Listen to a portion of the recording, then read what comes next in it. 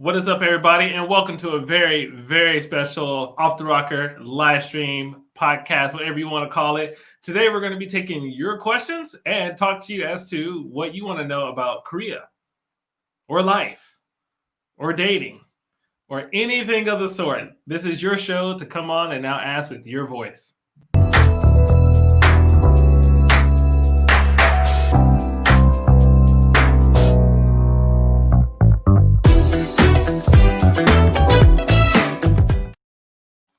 Hello, everyone, and welcome today again to my call, the Off the Rocker podcast. Well, Off the Rocker live stream, I guess. And I'm really excited because today is the very first time we are going to do a call-in session with everybody out there who is interested in talking. And I'm also going to bring on a very, very special guest today. Well, you've seen him like a million times. But before I do that, for those who are interested in coming onto the live stream today, in order to do so, you must become a part of our Discord group.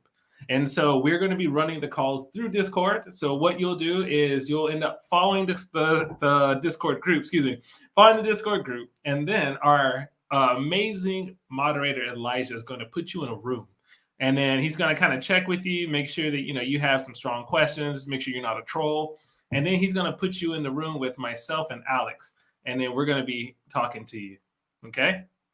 All right. Also, you may want to make sure that if you are also watching the live stream, that either you have a pair of earbuds or headset on. That way, at least you don't get feedback. But also that way you can hear Alex as well, since he's also in it.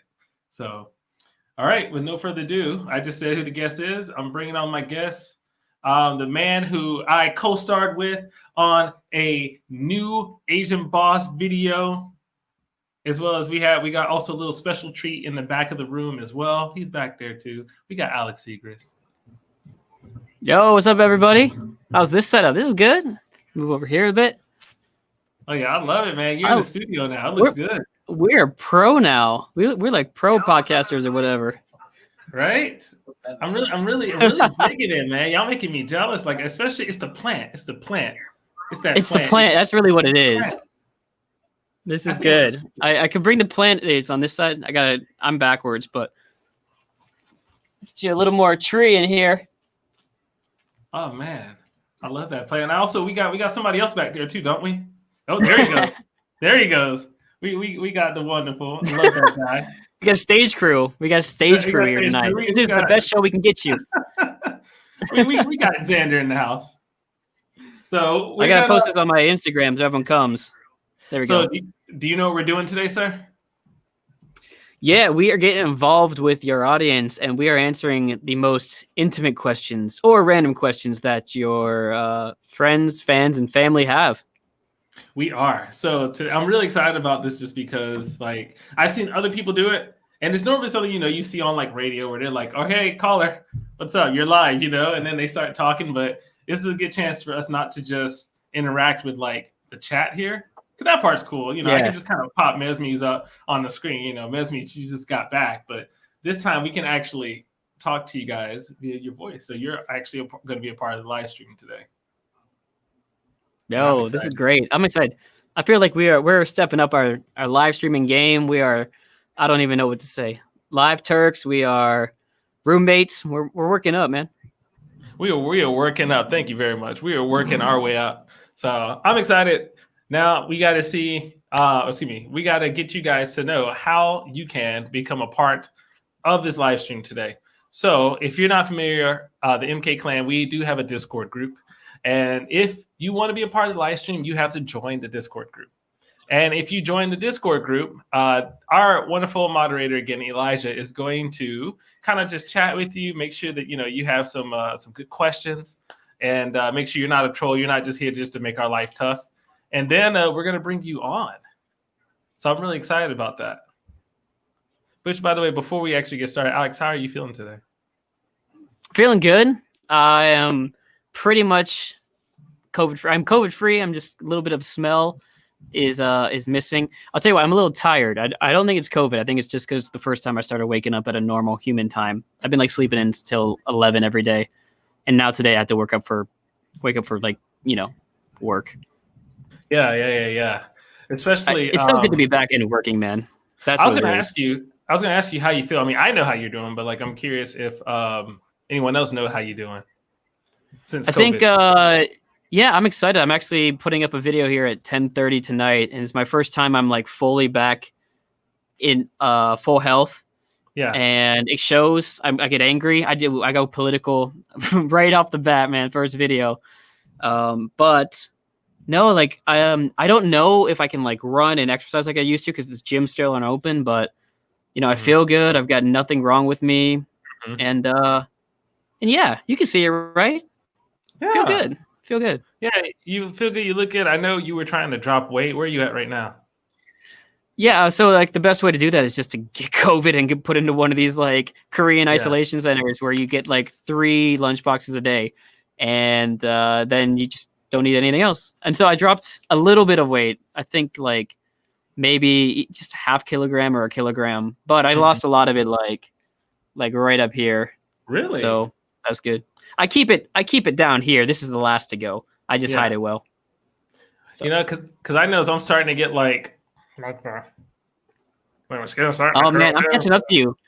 Yo, listen up, audience. The day that I catch up to him on weight, obviously health isn't about weight per se, but there'll be a problem if I catch up to him and I get that low. So make sure keep Mike honest out there. Yeah, keep me honest. Get him I back think in the Taekwondo gym. He's got to be back in that gym soon. I know. But see, like right now, here's the weird thing about my body. If I don't work out, then I actually, sorry, I had to unbutton my button. If I don't work out, then I actually, I feel like I actually lose weight. And then when I do work out, I gain Oh weight. yeah, I'm because one you of eat those. more, right? You eat more. You want That's to what eat it is. more. Yeah.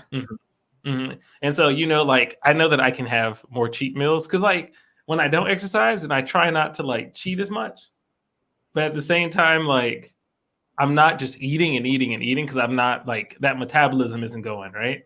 Mm-hmm. And that's kind of like that's really what I need to get going for my type of like endomorphic body, right? Because if I don't work Mm-hmm. out for like a week, then like if I work out, let's say for like a month straight, then I'll be Yeah. pretty nice size, right? I'm not going to be like huge, but you can tell that I work out frequently. But if I stop working out for like Yeah. a week and a half, 2 weeks, like I just slim down so much.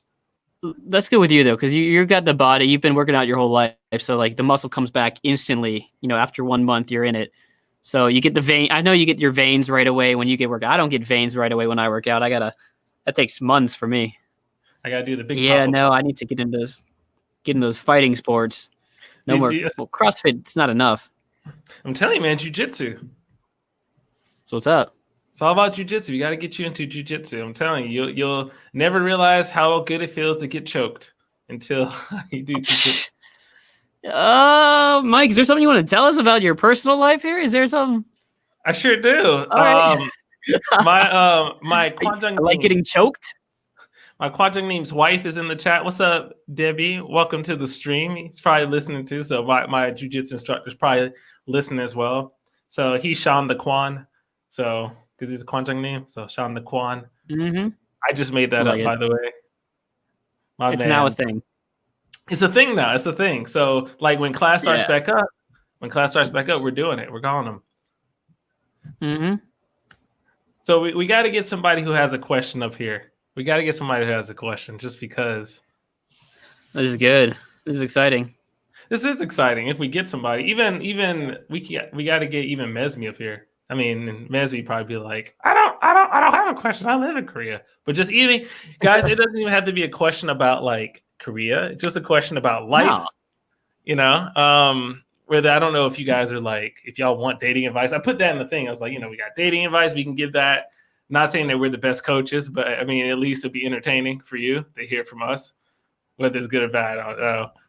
But then also any other thing that you just wish to talk about, we just want to spend a few minutes just kind of chatting with you, just about just life in general, But of course, you got to be on the Discord. But if you're not on the Discord, then we can definitely get you guys on the Discord by just dropping in the link in the chat. But, yeah, man, get on that now. Mike is good, man. Mike's not making you do a Patreon for it. Just get on it, right? It's free for everybody. It's free for everybody. Most people do like maybe because you're not like 1 million subscribers yet, and then you'll have to do it. But get on there now early on before Mike starts charging people for it. Mm-hmm. And I'm not trying I to don't know. charge you guys. You guys are special. Y'all are special to me. By the way, in case you didn't know. That makes sense. I agree with that. Thank you, Debbie. That is me. So Just Me Child says, I was so excited for this, but I am working hard for the students. So I'll catch you later. Have fun. Love you both. Miss you all so much. Bye, Just Me Child, but you're probably already gone. So you don't hear us. That's always the best part of these chats. I always wonder, like, if I say goodbye to you when I'm watching your stream and I'm not on it, I'm always like, do I wait like a minute to see if he reads my message and then or do I just go? And so I always have to wait like 2 minutes before, like, hey, all right, see you later, Mike. And then I just sit there like, does he say something? Does he not? Does he say something? It's always a weird little time there.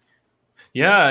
And I see we have a question. I see also we might have some people coming on to ask us some questions on the chat. But before we do, though, I think if I'm reading this correctly, Mesme says she has a question, but she's on her computer's having issues, so she's on her phone. Which, by the way, you can have Discord on your phone. And I know you're in the group too, Mesme. So I'm gonna just pop this on the screen since she has some issues. Okay, let's do it. All right. So Mesme she says, I have a question for Alex. My computer is having issues, so I'm on my phone. It's about dating. How has your dating style changed in Korea from when you were in your 20s to now? Whew. That's for me. Oh my gosh. That's for you. Where to begin? Let's see. When did Mike first know me? I was probably... Oh man, what was that? I guess it would have been like early 30s, the early 30s. In my 20s, I was... Yeah, the 29, I think, is really what it was. Mm-hmm. My dating style when I came here was, I'm just having fun. I wasn't, and I say that in the sense, like, I wasn't thinking about marriage. Like, I'm not thinking about marriage every time I date, but like, when I was in my mid 20s and low 20s, it was just like, it was fun. You're dating, like, oh, it's my girlfriend. This is great. And I never like thought long term about anything. That's not like anything special in Korea. I'm sure that'd be the same in America. Or maybe not, because when I came to Korea too, I was planning on going back. So like I wanted to date, but I wasn't like marriage is on the horizon or anything like that. That didn't happen probably until like my late 20s. So it sounds bad when I put it this way, but like I was just having fun when I was. It was fun dating. It wasn't for the like a purpose in a sense. Yeah, that makes sense. So it made it easier to like, and I don't mean this like it's just fun to break up, but like it's easier to break up with someone and start dating someone because I wasn't putting too much stress on it in a way. So yeah, that was it. It was dating for fun. Not saying like it couldn't have been marriage or anything, but yeah, that's when I'm in my early 20s and mid 20s. That wasn't what I was thinking about. Yeah. I would say, do you mind if I just kind of piggyback off of yours really quickly? All right. So I would say for me, in my 20s, especially in my early 20s, no, I'll say mid 20s, I was into a lot of dating websites as well. And like, you kind of date around, meet people, and it was nice to meet new people, kind of hang out. But then if things didn't work out too well, then you weren't too crushed, just because you weren't really looking for marriage. Well, typically most, mid 20ers aren't looking for marriage. They're not looking for too much, and so, but I think I had to cut myself short because I think we have someone who's waiting to chat with us. King, what's up? Great. Alex, can you hear King? I cannot, so you'll have to maybe just repeat the question. I don't know. Take it away. Let him talk. I can hear you. I'm just gonna check, make sure everybody else should be able to hear you. Can everybody hear King right now? Just trying to confirm in the chat, just because this is our first time actually running this with actual people. Dude, it's good to hear you, man. Good to talk to you.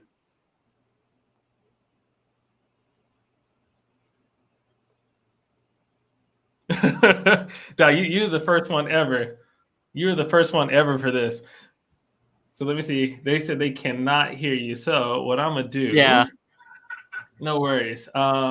Which is really funny because I ran this yesterday. Okay, King, I'm gonna give me 1 second, okay? I'm gonna stop sharing and then I'm gonna reshare something, okay? And bring you back in. Let me just make sure I have the share audio. going. That way we can kind of. All right, so you guys can actually see my Discord and see I'm kind of talking to King. Oh, sick. Right? Yeah, so you can actually see it. This is us talking. And then I'm going to kind of come back over and then just bring it just you and me. Okay. Okay. Try again, King. And if no one can hear you, then what we'll do is I'll just say what you Put your said. headphones up to the microphone. No problem. Okay. You guys hear me now? Actually, here, I'm going to unplug my headphones. Yes. I hear you. You can? Okay, sweet. Oh, can you hear me? Oh, sweet. How's it going? It's going great. It's good to talk It's to you. great. Oh yeah. It's been a minute. Like, it's funny because for me, I found out about you through Gina, and then I was like instantly became a fan because of the fact that we both kind of had like the same experience, with North Carolina and Georgia. Yeah. And now we're both in Asia. It's like it's pretty cool. I mean, different career paths. Yeah. With me being in the military and you over there in Korea, teaching. But and learning martial arts, which I always wanted to do. I would say, my dad, he was military. So like my dad retired as a sergeant first class. So I've been around military all my life. So yeah, for me,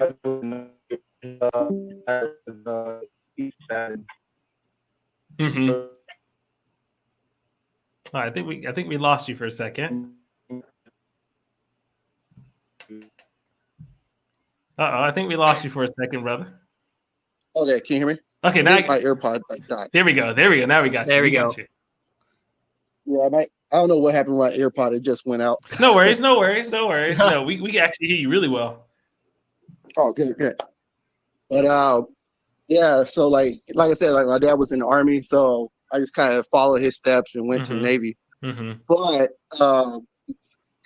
enough about me. I was questioning after I finished the Navy because I'm planning on getting out in like a year and a half.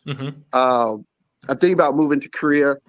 I enjoyed Japan a lot, but I just wanted to do something different because I love to travel. And my question is, do you see like any like Korean celebrities on like in Seoul or something like that before like COVID and stuff like that? Because I know like Korea's country. So. Okay, I think we might have lost you just for a little bit. I think that's more just like the signal, but I think I got your question. Okay, so I was just saying, do you see like celebrities walking around like natural, like Korean celebrities? I would say, which is a really good question, just because I don't live in I go to Seoul, but I don't really live in Seoul. A lot of the Korean celebrities, if I was to be completely honest with you, that I've actually seen because of that guy. No, wait, what? this guy. I actually saw because of him. Because probably some of the biggest ones, because Alex was on Hello Counselor a few years back, and he invited me to go. The secret's out. And I sat up. I mean, it was a pretty funny show. It was a good show. But in case you don't know, like Annyeonghaseyo or Hello Counselor, it's a show where like people have like problems or some kind of like issue, and then they go on and talk to like other Korean celebrities, and they kind of like give them advice. And Alex went there and talked, and it's really funny because you can get into like filming. I think filmings are mostly free, aren't they? Like to get onto like a TV show, you just gotta like sign up for it. Yeah, you gotta. There's some way to sign up for it. Yeah, I forget how, but if you like go to like Craigslist, you can find a few things like that as well.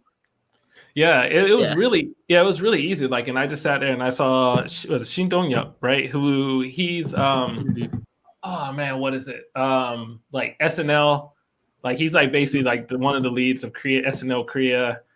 He does like a bunch of other stuff. I saw like a good amount of celebrities. It's really easy. You typically, when you're in Seoul, you see a lot of people filming.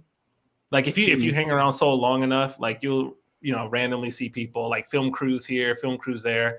Even where I live in Incheon, as a matter of fact, when I moved out here, this was July 2019. And have you ever seen the drama Hotel de Luna?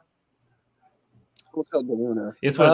I haven't seen that one. I usually watch like Korean movies, to be honest. The only like Korean series I've seen was Kingdom. That's a good one. Of all That's of them, too, that's a good one. That's a really good one. No one will blame for that one. So IU, the singer, she was in a drama, and they shot it out here in Incheon, which it was like where they shot it was right down the street from where I live. So like Korea is literally like this big, and so the likelihood of you seeing celebrities is not like super big, but you do run into film crews if you're in Seoul a good amount of times. So, but I think, that's good. But Alex, what do you think? Where are you? You're over here. I'm over here. So I think for me, it's like that's one way. It's kind of like random film crews. You see people out, or you might go to a TV taping. But one of the things that one of the things that I noticed is that if you're in the Itaewon or foreigner community, and you're not just like only hanging out with teachers, but you go out and meet people. Maybe they're in radio, they're in TV, they're in acting, whatever. And you kind of go to like different parties. You find out that there's lots of friends of friends. Like you're one friend away from a celebrity or famous person. Like everyone is one friend away from somebody in Korea. And so you end up seeing people at like gatherings, at parties, at dinners where you're invited by a friend who knows someone and they just happen to be out together. It's random. You can't be like, I mean, I guess you could. You can't be like, hey, I know your friend's a celebrity. Can we all get dinner sometime? But like you just show up at a party in Itaewon when there's no COVID. And it's like, oh, this is a birthday party for my friend who knows that guy from Fly to the Sky. And it's like, whoa, like that kind of stuff. So you can, if you get involved and you're friends with people in this community too, you can actually see a lot more. And then you see like they're just totally random people. There are certain Korean celebrities that will, especially the ones that speak English better, that will be a part of the foreigner community as well. Because they're from LA or something. They're from Atlanta. And they all want to hang out with American friends too or something. And you do end up running into them sometimes. Did you catch all of that? I'm sure you probably, if you're watching the stream, then you're probably getting like a few seconds later than Alex saying Oh, that. yeah. I'm catching the stream. Okay, you catching the stream. Okay. I couldn't hear him as much. Okay. So, sorry, man. Did you catch what he said mostly? Oh, yes. Okay. Yeah. So, dude, you need to move on out here. So, it's your insider tip. We hear, fam. Yeah, it's insider tip. Yeah. I'll be there soon. Just give me another year. Yeah, and when things clear up, man, if you come out the Korea before COVID goes away, let us know.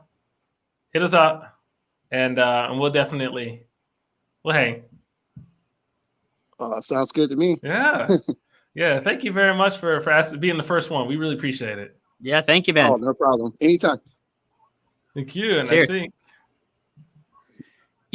Mike, I got to say, one thing that he said early on that I really liked is he was in Japan and he wanted to try something new. mm-hmm. You got to do it. We've talked about this. I haven't gotten a chance to live in Japan as an adult. And I think that's really cool that he's trying, getting to actually live in both countries. Yeah. Like that, man. I'm jealous of that. I love the idea of living in Japan, but I've been in Korea the whole time. Yeah. And I'm probably going to be in Korea for the most of the time.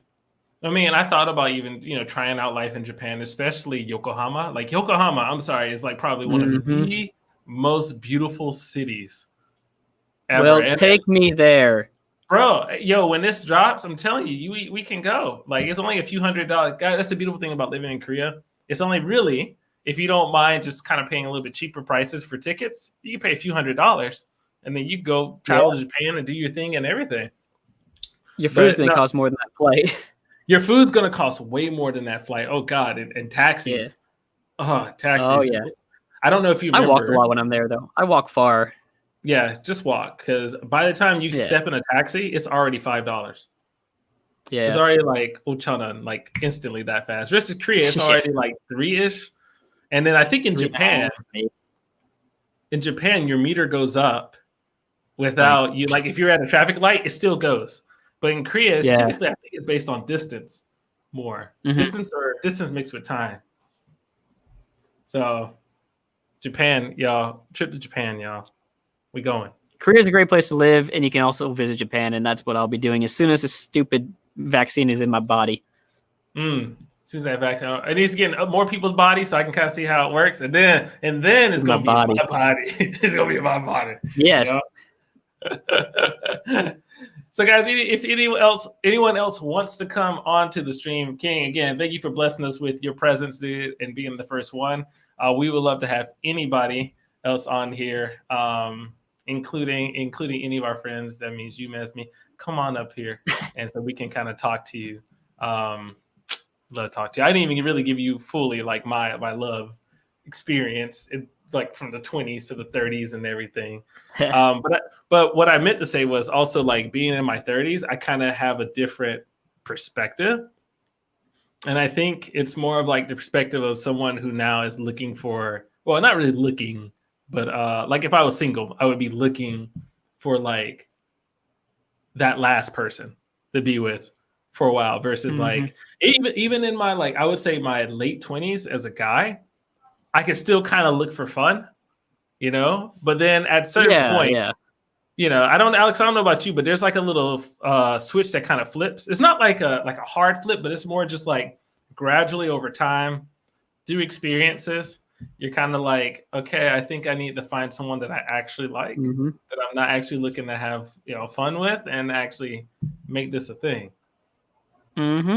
Absolutely, man. I think a lot of guys, that transition starts at age 29 because if you're not married by that point, some people are, to be honest, but at 29 is the age where you start thinking like, oh my gosh, I'm almost 30. What have I done with my life? And most guys freak out because they haven't saved enough money. And they, you know, then they kind of like freak out about money and finances and how am I going to find a wife if I don't have any money?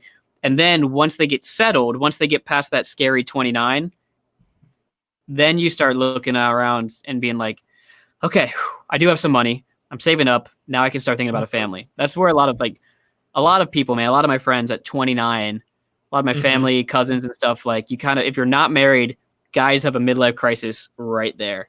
And then they figure out their finances and then they try to get, you know, people. Yeah.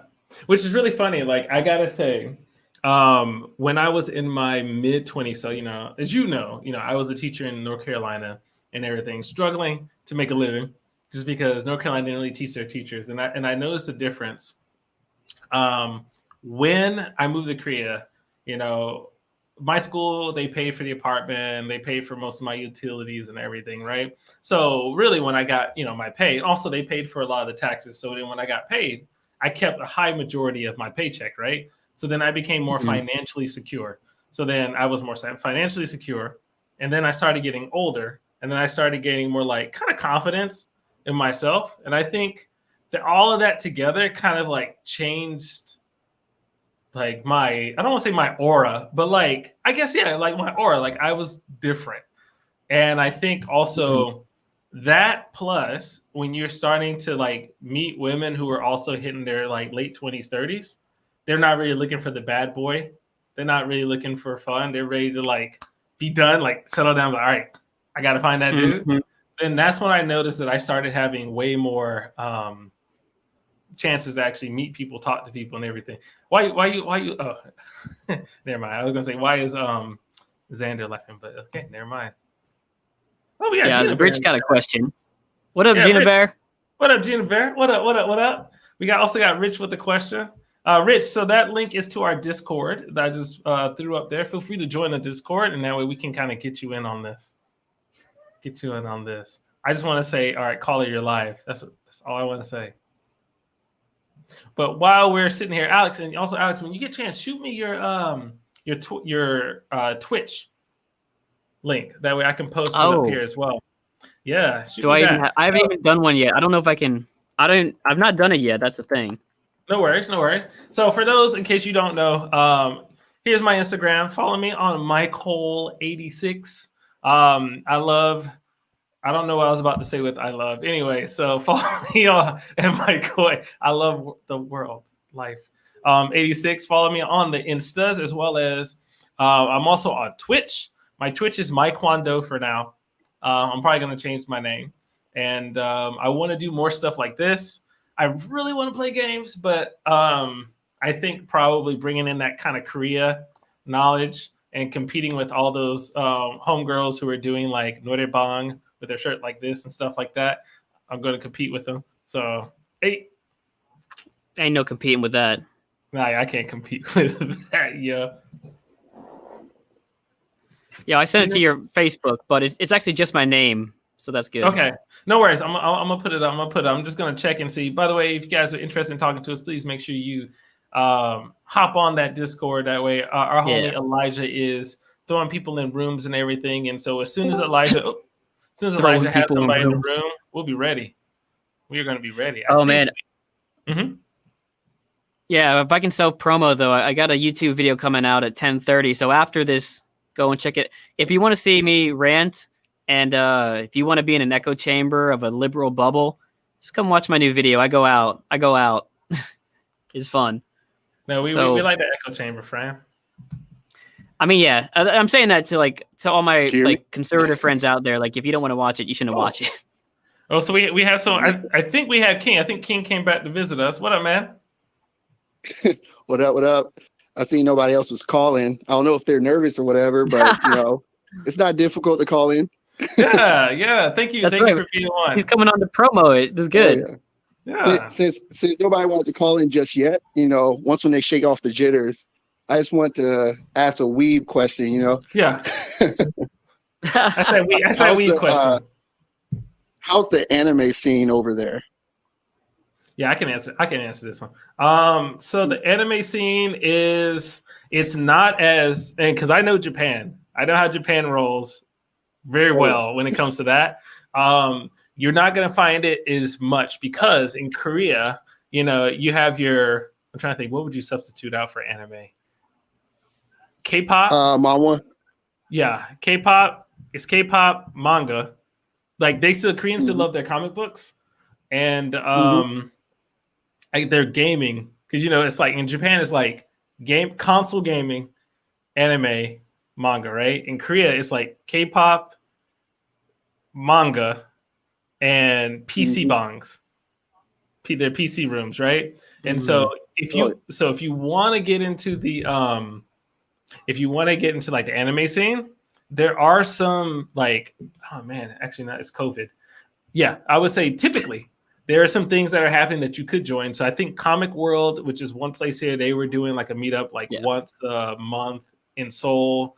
Comic-Con happens out here as well in Seoul, which it's not. That's good. And so I've been a part of that for a minute. And so since the first one, so I have a huge love for those people who do Comic-Con and everything. So, and the thing is, they love taking volunteers. So, when you come, as a matter of fact, no, even if you were to come, let's say by summertime, let's say there's no, let's say COVID's kind of chilled. If you're interested in coming through, if you can come through and come to Comic-Con, you'll come. And then if you're interested in volunteering, then that's also a thing too. So.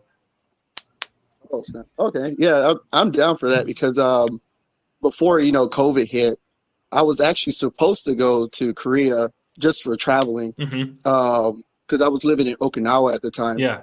And tickets from Okinawa to anywhere in Asia is like cheap. So I was supposed to hit up Korea, but it didn't happen. Now I'm living in mainland Japan, south of Fukuoka. Okay. So I did Anime Japan in Tokyo, which was really fun. And I'm trying to do that again when I go to Korea. Yeah, it's a thing. If you come towards Seoul, then you'll find a community. Because there are a lot of weebs out here. There's some just pure nerds out here. I don't know if you're in the Star Wars, but like there's like a full Star Wars troop out here as well. Where at Comic-Con, like everybody in the troop would actually dress up, and they would be like you'll have like full Imperial officers, and you'll have one guy who has like a legit Kylo Ren suit sorry Alex is like, I don't know what y'all talking about. So like the full Kylo Ren. I know what it is. I just don't know it as well as you. So he has the voice modulator. Exactly, yeah, he has a full voice modulator and everything. So he sounds just like Kylo Ren. It's nasty, man. So like there's some folks out here. It's not as big as Japan. But I think at the same time also with it being small, then the likelihood of you joining in or like finding like a group is much higher. Because there isn't as many people to kind of like clutter it. Man, yeah, but don't worry, man. Halloween's great too. And Halloween is nasty too. So like if you ever in Itaewon for Halloween, then That's like, Speaking of Halloween, I saw that you posted in your Insta that you was Miles Morales, right? yeah. Oh yeah. And I actually dressed up as Miles Morales for Japan. Really? So yeah. Yeah. So I keep my mask here. Got to keep the mask, man. Love my Miles Morales. Oh, I actually had to buy a new costume because my dogs caught a hold of it when I was at work, and they pretty much ripped it to shreds. So I had to buy a new one. Dang, that hurts, bro. Dang. That hurts. Yeah, my soul was kind of dropped when I got back home. That hurts. You and I, we need to talk about stuff like that and like suits, and we need to talk about stuff like that. Definitely. Like the next time like a Comic-Con or Halloween comes around, I'm thinking about dressing up as Trafalgar Law from One Piece. Nice. I know my wife, she loves Ace. So Ace, yeah. Speaking of what? I'm holding a live stream. Live stream drop? Hold on. Sorry. Wife's just staring. Did you just shush? No, I didn't shush you. See, Rose, I'm trying to be professional with my live stream. Hey, Rose. I think that was me laughing. Alex says, hey, Rose. Hi. She says, hi. Just say, come. All right, Rose has to say, y'all, Rose has to say hello. Wait, go ahead. Wave your hand from the camera like you normally do. There we go. How's it going, Rose? They say, what's up? King, thanks for switching back through, bro. We really appreciate it. Oh, no problem. I'm just waiting for people to get the jitters out, you know. Yeah. I see we have somebody in the room now. We have Matthews 98. He's wanting to talk to us. Okay, I'll be back. You want to talk? Yeah. Good, man. It's good talking to you. Heck yeah. Oh, yeah. Yo, so if you want to talk, make sure to get onto Michael's Discord. And then I don't know how to go from there. Because let's get we got somebody. We got somebody. We got someone. Yeah. What we got? All right, we got Matthews in the chat. What up, man? How you doing? Oh, good, fine. Though England is going all crazy for COVID and all. Yeah, I know COVID is crazy, isn't it? Mm-hmm. Yeah, it's getting really bad in here. Where are you from? You're from, wait, hold on. No. I do know. No, that's Chris. It's like you're not from. I know you're from Europe. Hold on, Chris is from Sweden. I'm originally from Finland. I visited. Yeah, I am from Finland. I visited China's event last year. Oh, okay. I didn't recognize. Okay, so I didn't recognize your screen name. Is that the? But yes, I do actually know who you are. Okay. Yeah, I actually know who you are. Okay, what's up? Nothing much. University life is kind of boring right now since you can't go to lectures. Yeah. Oh, I know. Man, that's tough. Yeah. I mean, and I can imagine, I know out in Europe it's even worse.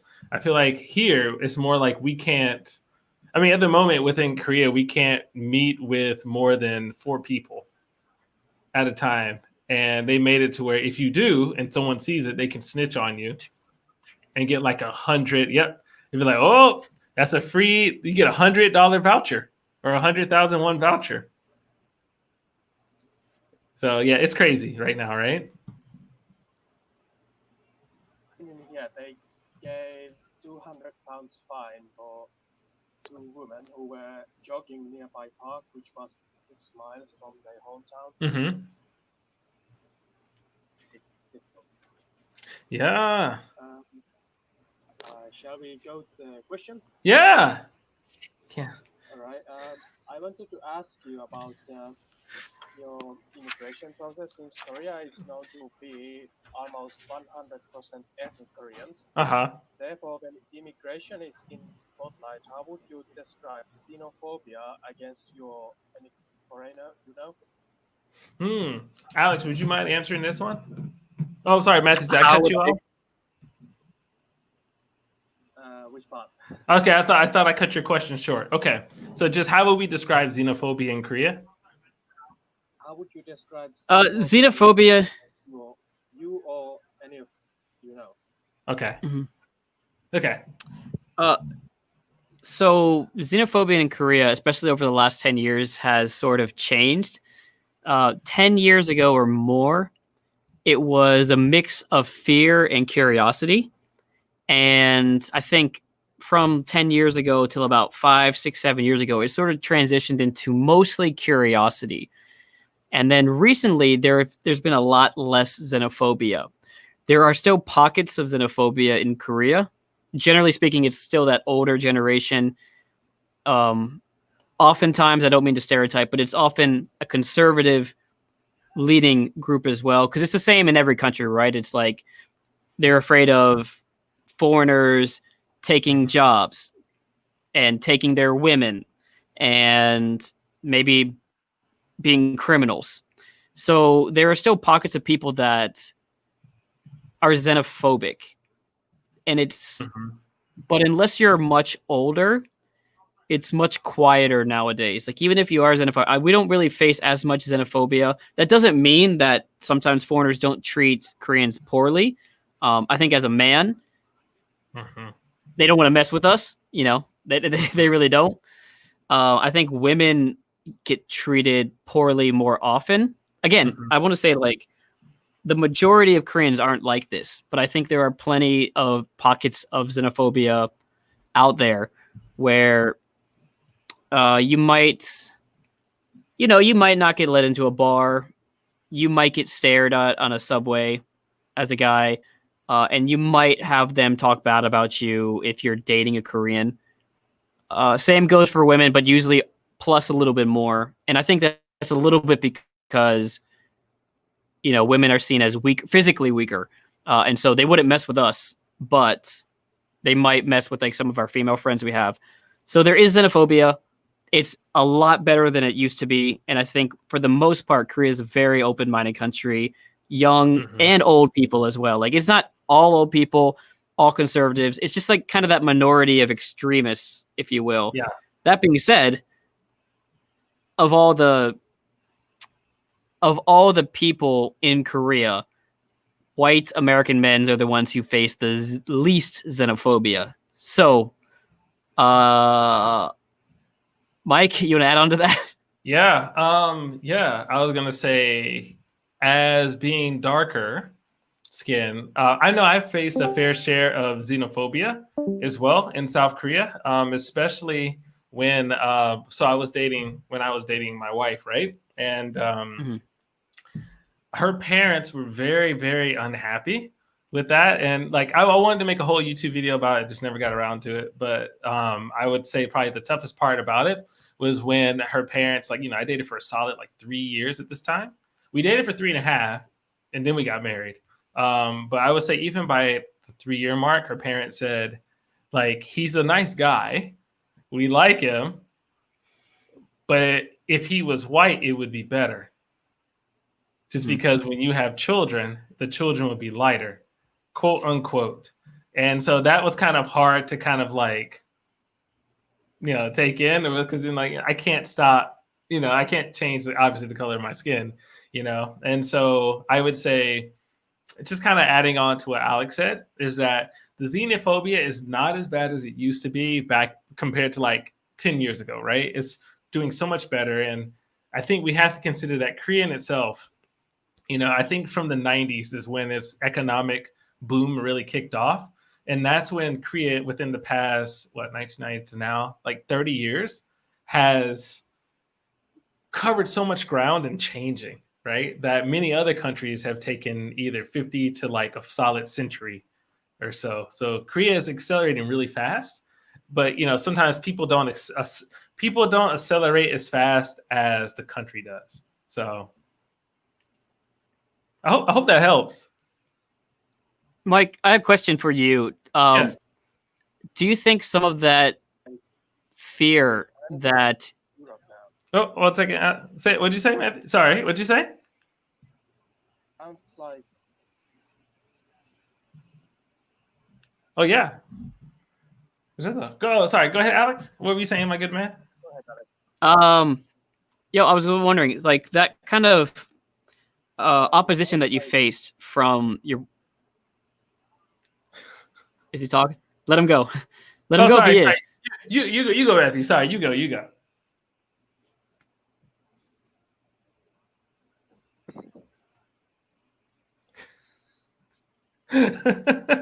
I guess because your microphone's low, so we can barely hear you. We can barely hear you. Oh, me, right. Yeah. If it sounds kind of like. Sounds kind of like what? Sounds like kind of like UK now, since after Brexit, it's kind of like they were afraid of Europeans taking their jobs. Yeah, some of they're afraid of Europeans taking their jobs. Yeah, it's definitely more competitive in the workforce as well. So there's a lot of competition when you start to have more of a diverse culture, more of a diverse country, right? And more people come in that are skilled. Then people start taking more jobs. Like I used to live right near Samsung, and even Samsung has like a huge amount of I think who was it? They had a huge amount of Polish, a huge amount of Russians and Ukrainians as well, engineers, and they took up. I think it's more better in Korea than it's currently in Britain now. Kind of. Yeah, I think Europe and the United States have a much more open xenophobia. Like, I think. I mean, it's hard to say which one's better per se, because hidden xenophobia can be a problem as well. But you'll definitely experience, maybe not you being a European, but foreigners will experience it a little bit more in Europe and America, and they'll hear it in America, especially nowadays. People are more willing to say, "Yo, speak American, speak English." So depending on your definition of what is worse, xenophobia and racism, Korea might be considered better than a lot of European countries that have kind of a radical extremist faction in it, as well as parts of America as well. It depends on your definition. I know some people have really bad experiences here, and I know some people have incredible experiences here too. So xenophobia is everywhere. Yeah. Mike, I had a quick question for you. When you were talking about your wife's parents, do you think that fear came from them, or do you think that fear came from what, like, sometimes people are afraid of what other people think of them. I think that's it.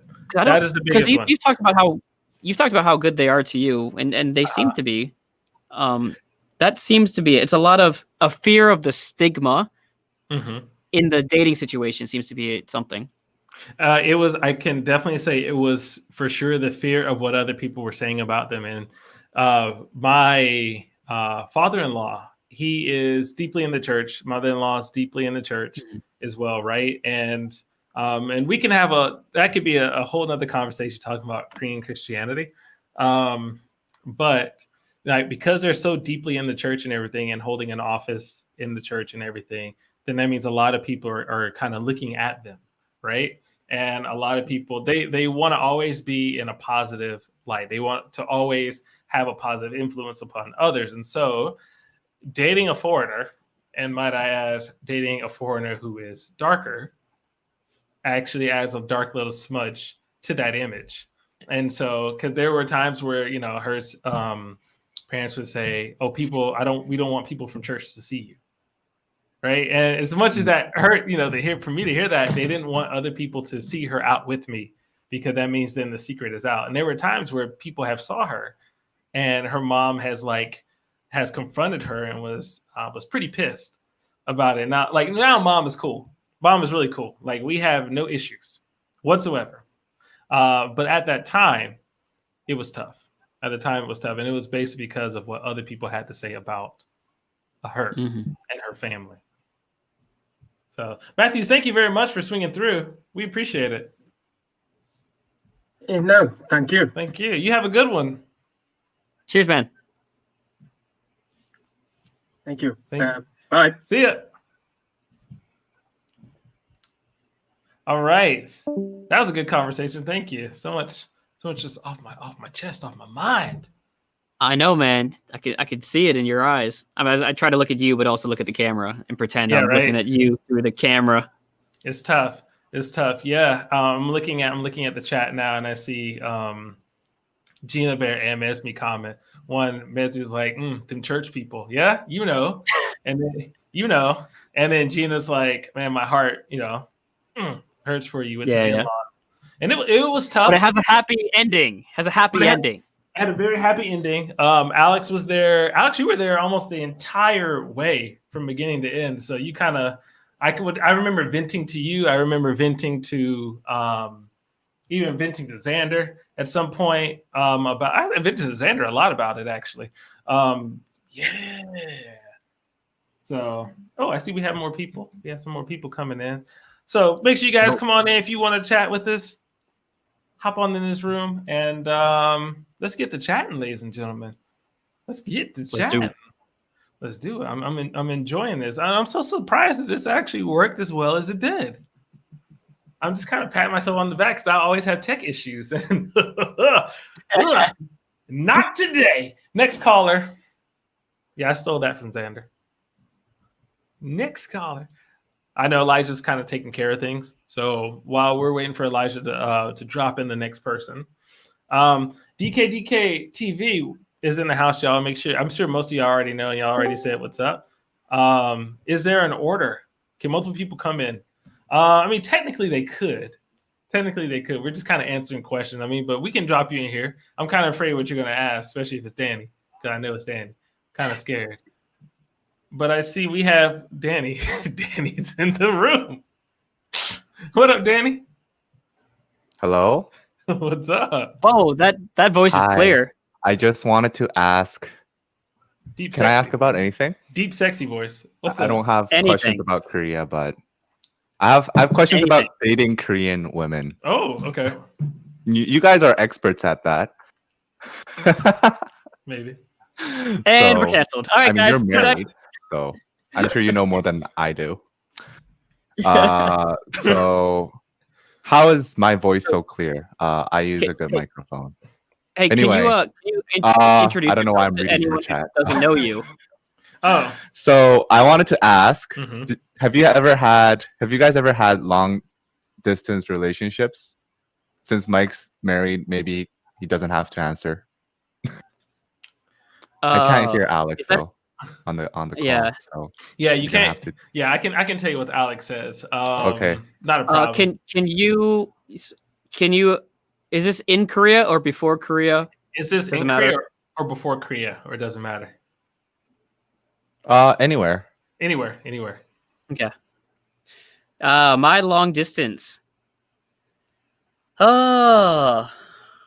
Yeah, I had one long distance relationship. We dated for a year and then she moved to the US to do an internship. And then how do I great, it was a great relationship, everything was good. And distance, I think, took its toll on the relationship. We ended up dating a little bit after continuing our relationship. We didn't break up while she was gone. But I think, I don't know what happened in America. Like, nothing bad happened, I don't think. But I think people talk, people grow, people mature, people see new things. They see maybe I want to move to America, and Alex doesn't. I don't know what happened, but in the end, that ended up not working. And I think it started while they were away. So it's just what it was. And that was my one experience with long distance for more than a month. I mean, I've been away for a couple weeks at a time, but that's it. Okay. Can I say something? Yeah, you can say something. Go for it. Okay. So, I've been dating this girl for a year. We're in a very serious relationship, and she's Korean, but she's going over to overseas for about 8 months. And to study. And I was wondering if maybe Alex could give us tips, since he's had a long distance relationship that is no longer a relationship, about how to avoid not ruining long distance relationships. Yeah, okay, I can do that. All right, so there's no way to avoid ruining it or not. Like, obviously, 1 second, Alex. I'm sorry. The obvious. 1 second. Sorry about that. Danny, are you looking at the stream as well? Yeah. Okay. I am. Okay. Mhm. Sorry, just in case I just needed to tell you what everything Alex is saying. Okay. Right. I think Alex should get on the call too. I think that would make the stream better. But anyway, go on, would. Alex. We gotta get Alex actually in the Discord to get on the stream too. Okay, that's gonna take some time. So tell Danny just to listen to me at 10-second delay. So he said just listen to him at a 10-second delay for now. He's taking him some time. All right. But anyway, go ahead. Yeah. A lot of the things you can do are common sense. I forget what day it was. It was her birthday or a holiday or something. I sent flowers to her apartment somehow. I don't know how I did. It took a lot of effort to find it because she was like with government people, like, and I don't know. But so like simple things like that. Make sure you talk as much as you had before, or a little less is okay. Like you also don't want to you don't want to ruin their time in America because then they're going to resent you for that. I think that's a big thing. If you call them every day and whatnot, yeah, I'll get on there soon, Elijah. Don't worry. So don't still contact them every day. Don't smother them. Let them enjoy their experience over there. Sorry, I'm just reading Sanders' comment about the chastity belt. It's good. I'm sorry. Where's chastity belt? I will say this. I have a good tip. Yeah, so tell them to listen up. I mean, your flowers sound nice. Tip. No, there's one more tip. Also sounds nice. He said, hold on. Up. He said, shut up. I got one more tip. Go ahead. Okay. This is the key one though. I think when she is abroad, you have to be paying attention to any secretive tests that happen. As an example, because I don't want to go into too many details about a personal story, but let's say she is talking about like, hey, I'm thinking about going on a trip this weekend to a pension or a cabin with a bunch of friends. Do you think I should go? And I was like, yeah, totally, you should do it. Yeah, there's going to be guys and girls there. And I was like, in my mind, I'm like, hey, yeah, be yourself, enjoy it. You're in America, whatever. The true answer is, I don't know. I'm going to be a little jealous if you go. And if you, yeah. The true answer is I'm going to be a little jealous if you go, but then you let her make the decision. No. If she goes, if she doesn't go, it doesn't matter. If she goes and she knows you're jealous, it's on her not to find another guy. But if she goes and comes back and stays with you, that's great. But if you do one of two things, if you forbid her from going, that's bad. But also if you say, oh, I don't care, have fun, do your thing, that's also bad. So you'll be given little tests when she starts to feel distant from you. And it's not evil. It's just she misses you and wants to hear that you're jealous or whatever. That's what I would say. Do well on those tests. Wow, that was yeah. I can see. Yeah, you'll definitely be tested. It's been a long time since I've been in a long distance relationship because I think last time I was in a long distance relationship, I think this was like. She was only a few hours away. Plus, it was actually in country. All my ones before that, I dated Japanese girls. They were in Japan. I was in the States. Those all failed. Can you guess why? It's because I dated another Japanese girl. Sorry, I'm not helping you. I'm sorry. This is no help at all. Just listen to Alex. Just listen to Alex. Okay. Never mind. Well, okay, do well on those tests. I personally think. Well, first of all, Alex is. Why are you scared, Alex? Scared of what? I'm seeing a 10-second delay, so I don't know if Alex is reacting to me or you saying that you got a Japanese girlfriend. But anyway, I'm reacting to you whenever you hear this. So, my I guess worry, but also maybe a blessing in disguise, is that because of COVID, I can't really visit her because if I visit her, then it's gonna be 2 weeks in quarantine, and then and then like maybe we spend like a few days together, and then come back and it's 2 weeks in quarantine again. So that's like a month. Well, you know, just gone. Well, you said the U.S., right? What? You said the U.S., right? She's going to the U.S. No, she's going to Singapore. Oh, okay. Oh, well, I mean, at least it's closer. That helps. Yeah. Man. Okay. My Whatever. honest answer. It'll be a still test of our relationship. Oh, he says his honest answer. Here it comes. that you Okay. really. Okay, I would say don't go because you have a job and a career here, and it's only because it's COVID. Like, I think obviously you should go if it were a different situation. But man, like a month, more than a month being away from it, if you can do it, that's great. But I think you guys have to be strong enough to be able to be apart for 8 months in this situation. And it's terrible. And you know what? Some relationships end because of COVID. No, I'm not gonna go. In bad situations. I'm not gonna yeah. go. Mm-hmm. Then take go. I'm definitely not taking Yeah. a month out. I would say, man, yeah, just go with my original advice. Just look for the signs that when she's asking you questions and giving you tests, it's just because she wants to know that you're still thinking about her, and maybe you're a little jealous of the guys that she might not be meeting. That's it. Mike?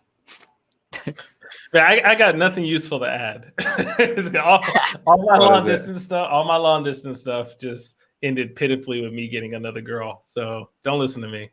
I'm a terrible human. Sorry. Well, that's always an option. I mean, one door closes, another door opens. I hope to God my girlfriend doesn't see this. No, but I'm young, yo. You know, I'm just saying. But I love my girlfriend. You know, I love my girlfriend. Everything's gonna work out. So I got her a very nice gift. I got her a very nice gift. Xander. I bought her an iPad. Is that me simping too much? What do you think, Alex? Because you wrote a song called "Simp." I did. Is buying an iPad Air and a pencil so that she can study simping too much? Yeah, I think it's cute if you're like saying, "Hey, use this to message me," and you've been together for a year. I think it's okay. I think simping only counts when you're like too early in the relationship and she doesn't love you yet or isn't into you yet. So I think you're okay. That's a big gift. Don't get me wrong. I don't know if I would have done that, and that makes you either a better boyfriend or a dumber one. I don't know. Girls have to answer that question, not me. I've done it. So I'm sure they will love it. I bought Rose an iPad when we were dating. Okay. We were dating. Well, you were dating. Okay. We were dating. And you got married because of the iPad? We didn't get married. So there was like the iPad. That's what it is. That's what I did wrong. No, that's what you got. In all my past relationships, I didn't buy him a damn iPad. What? I figured it out, bro. So it was like a solid year and a half-ish, like a year and a half, 2 years between the iPad, which makes me think. Okay, so when is the timeline that you gave Rose the iPad? What point in your relationship? It was. Let me see. We started dating 2016 January. I think I gave her an iPad. Stop it.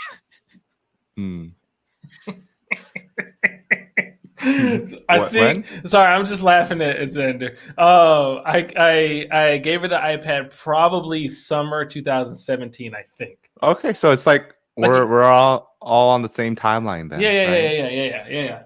And you got married when? May 2019, so like 3.5 years after meeting her. So the iPad, until the iPad finished its Apple Care.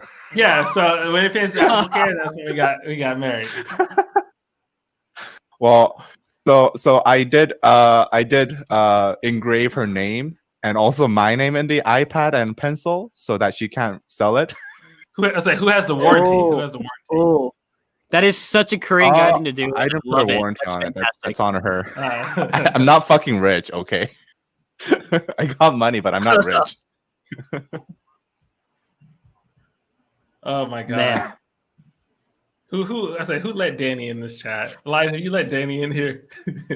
That's good. I love that. That's a great question. I'm sorry. No, this is great. I bypassed the mods, but no. Yeah.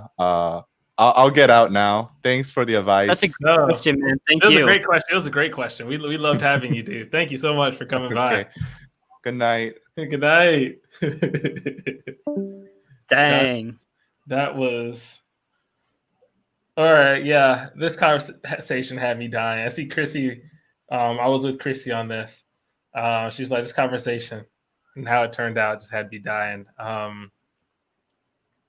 Wow. Late to the convo. Cam, you missed everything. This was a very interesting. Oh my gosh. Go back and watch all of it. Oh my God, I gotta go back. I feel like just that conversation that we had was like worth his own YouTube video right there. Once I figure out it, yeah. This is too good, man. And I love it. Good advice. Danny said good advice. Yeah. All right, let me get back on and find the Discord chat room and get on this. I think for now, today we won't do it, but next time I'm going to have to do this. Thank you, Gina Bear. Yes. Ooh. Saying the scan of this chat. Thank you guys. If you're interested in hopping on, hop on. Let us know. Hop in the Discord. Alex, how are you feeling right now? How are you feeling right now? Are you feeling tired? I'm good for a bit, I think. Okay. I don't know. I should probably check my last train home, but I think I'm pretty good for at least a little while more. I would give you a lift home, but I live in another city. But anytime you need to go, Oh, let you're me good, know. man. I will. I'm checking now. All right. It seemed like we had someone who just came in the room. Alex, are you ready, my good man? I'm ready. Let's do. All right, Monster Cam, you were live. Oh, I always wanted to say that. Yo, what's up? How you doing? Yo. Not bad. Just sitting here. Almost about to get to working from home these days. I feel you. But speaking of work, segue, I wanted to ask you guys about work and different ways, about finding jobs in South Korea. Because I'm looking to change things up a little bit. Yeah, what's up? Yeah. My man. Changing it up. Does he have does he have a particular area? Background about me is I'm a software developer right now in the United States. So I'm looking to get a similar kind of job in South Korea. Alex, what do you know about software development, like any kind of like IT? Because I heard that IT actually does really well in Korea, or at least it's really good for doing more. Yeah, like independent contractor. Right. So there's a couple ways you can go about this. First way is to just come here and start working straight up in a Korean company. But I've heard it's better to try and work in an American company and get transferred over here if that's your ultimate goal, because the money starting in America is just higher. That being said, you can be an independent contractor as well. It's a little more difficult to just get an F visa here in Korea, but at the same time, you are a skilled position. So it is easier to get hired on by a company with your talent set when you come here. Another option is to come here and look around at the startup community. And the startup community, they're always looking for people who are good at tech, because there's plenty of startup. Okay, let's be honest. Like a lot of the foreigners here in Korea, there's plenty of like startup people who are like, I'm the CEO, I'm the manager. Who's the talent? I don't know. They just want to start a company. And so they often need people who are good at either programming, blockchain management, or whatever it may be, So if you have a talent, you could also go in that way. And it's higher risk because you may end up you get paid, but you may end up in a company that doesn't go anywhere. But there are a lot of friends I have too that ended up in a company that did really well. So, that's playing the startup game though. If you're with them early and they hire you early, you can make a lot of money. I don't know as much about like signing up for a tech company here as a software engineer, because I don't know exactly what that is. But another option is to work for the U.S. government as a contractor. Obviously easier to get it as an American for anyone who's listening, but a contracting job in Korea is a really high paying job and, gets you a visa to work with the U.S. Army, military, Air Force, and it's not a bad career. I have a friend that keeps trying to get me to look into being a contractor because You get way more money than being on radio here in Korea. Anyway, that's like a quick summary of it. Anything you want to add, Mike? No, I think you covered it pretty well. I think just only thing from my note, it really depends on the type of companies and jobs you apply to. So like for me, working at international school, we have IT coaches, you have people who work in IT. Those type of positions are really all over Korea, and Korea is very tech savvy. One thing that surprised me when I got here, I thought Japan was like, there was like Gundams and everything flying around everywhere. Like it was all like super techy. And then I came to Korea, and Korea is almost just as techy. So I was super surprised as to how many big tech firms or people who are doing tech are out in Korea. So if it's something that you're looking at doing, I think you're in the right field, especially it's one of those things that you could really work for. It's one of those things you could do from home, and you're very flexible, right? I even have a friend who is doing it, and he works from home, even though he has to go and like do a visa run every 3 months. He's like working from home and doing it. And so, I mean, you'd be here on a visitor's visa, but you're able to work from home. So it's kind of nuts, if that makes sense. Yes, I got you. Yeah. So, yeah. I hope. I was listening. Sorry, Xander said Mike wasn't listening. I was listening, but I think also I'm trying to think what kind of visa would that be? Maybe like an E7. I guess if that'd be an E7 visa, I feel like that would be E7 visa because it's a professional visa. Yeah, you would have to, depending on the type of visa you're looking for. If you're looking for an E7, that's also the visa that I'm on as well. You would have to then go into a company. That's more of a company, and they're hiring because of your skill. So okay. So I hope that helps. I guess also, do just research a little bit more, but then whenever you find something good, go for it. Yeah, I think it's all about, taking that leap of faith. Mm-hmm. It's all about taking the leap of faith. And if it was a bad leap, then but then once you do that, then you'll be in the country. You can kind of figure out from there what you need to do, the changes to make things better. And there's a lot of people who also have made big mistakes in coming to Korea, like in the type of work they were doing, and then kind of changed it up. And then now some of them are like, I think about one guy I know out in Itaewon who came here to teach English. Now he owns like a bar hookah place out in Itaewon. So like, you'd be surprised. You come here and do one thing. That's what's his name? What's his name? Because I went on SBS with him. What's his name? Journey? No. Which bar? Name? Which bar? I'll let you know. It's in Itaewon, but he's cool. Black brother. He's a brother man also. Okay. Let me know. We'll go together when COVID goes away. Anyway, we'll go there. We'll go have some hookah. But anyway, and then when you get here, we'll have some hookah too. But so yeah. Yeah, Pinnacle. Thank you, Xander. It's Pinnacle. Oh, Pinnacle, of course. I didn't know he had hookah at his place. That's dope. Yeah. Hustle. So anyway, so make sure, you come here, you do one thing, you'd be very surprised as to what you can actually stretch and do from there. So there's a lot of possibilities. Okay. Yeah. Thank you so much. No, thank you. We appreciate you coming through and talking to us. We really, really appreciate it. Yeah. Thanks, man. Yeah. Keep up the good work. We'll keep doing it. Thank you, man. Thanks, dude. All right. I know Rich has been waiting for a minute. Rich has been on the line. You've been holding off on Rich? Yeah, I'm trying to move Rich over. Let me see if I can move Rich over. Rich, I'm gonna try to move you over, bruh. Right. Okay, there we go. I just moved Rich over. Rich, you're on the line. You're live. Hello, fellas. What is up? What up? Can you hear me properly? We can.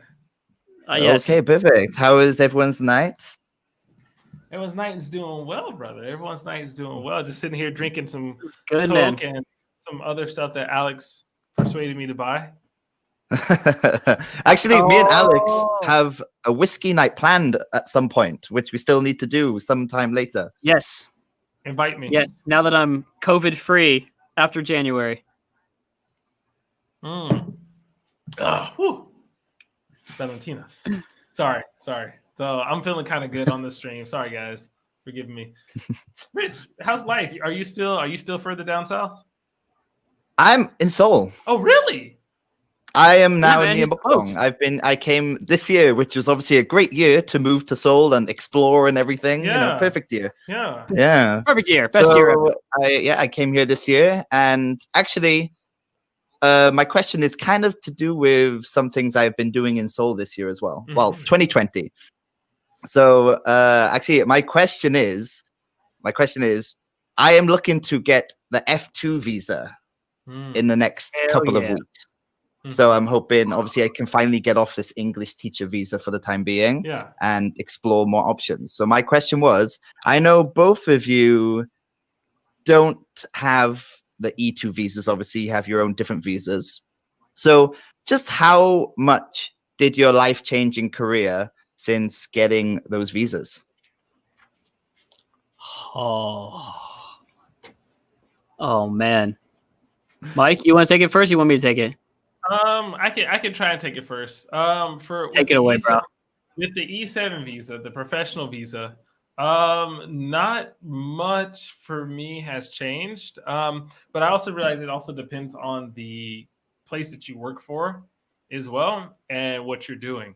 And so doing YouTube like that, my job is like, some people, their jobs are going to be like, they're a little skeptical of them doing YouTube just because of either the exposure or the idea of like, getting ad revenue and stuff like that.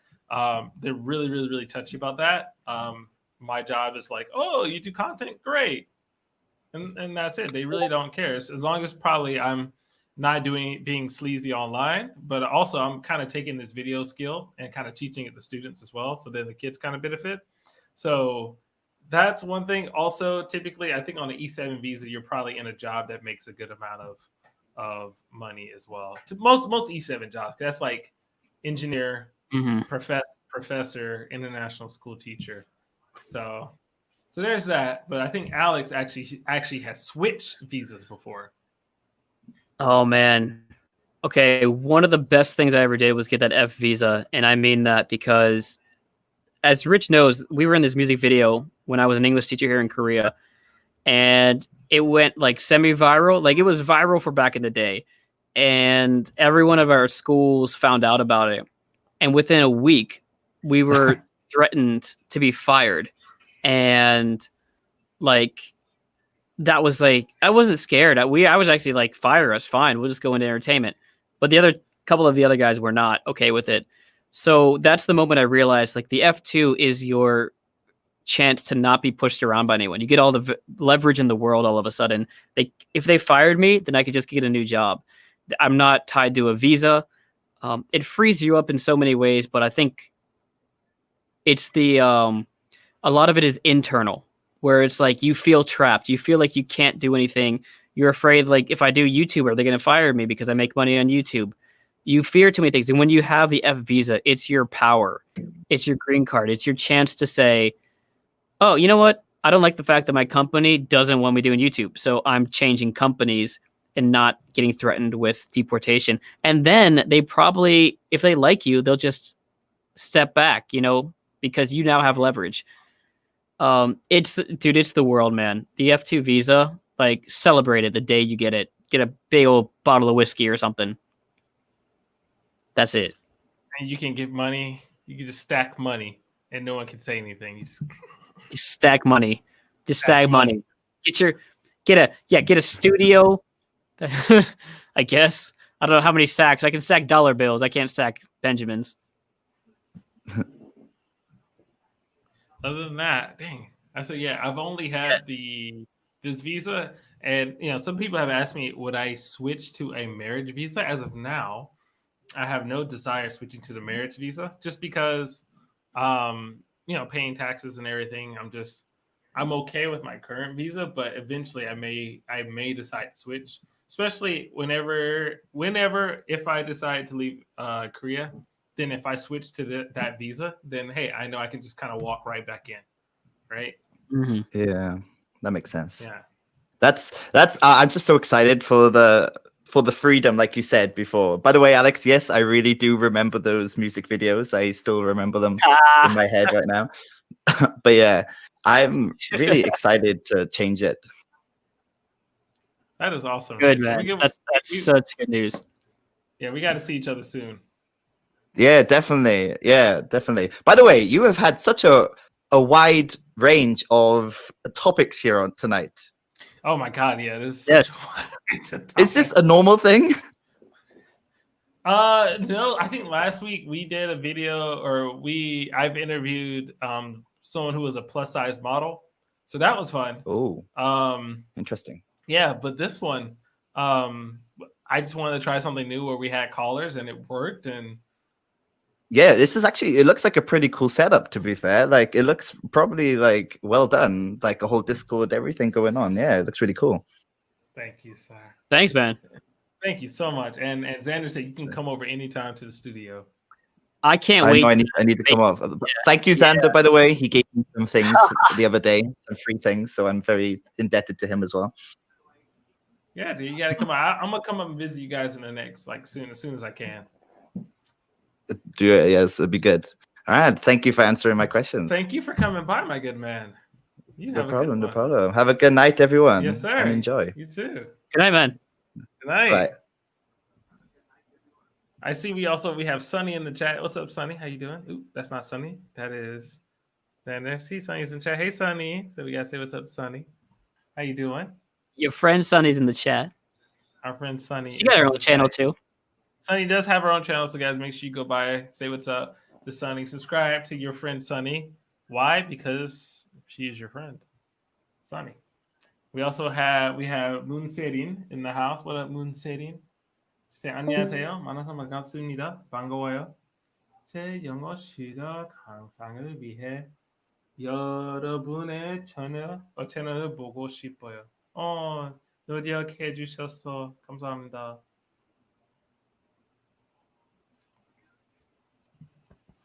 What's up? Thank you. All right, so now looking at, Alex, I think we have at least one more question because we don't have as many questions to my knowledge. Okay, cool. Our next question is from Sesams himself, Brett Sesams. What is up, Brett? Hey, what's going on? What's going on, guys? Nothing much. Nice Yo. to finally talk to you. How are you guys doing? Good. Just kind of hanging Doing out, good. getting Coke and some other stuff with it. But yeah, having a good time. Dr. Pepper Cicerone. Gotcha. Okay, hang on one second. No worries. Hang on one second. Let me get this cleared up. Okay.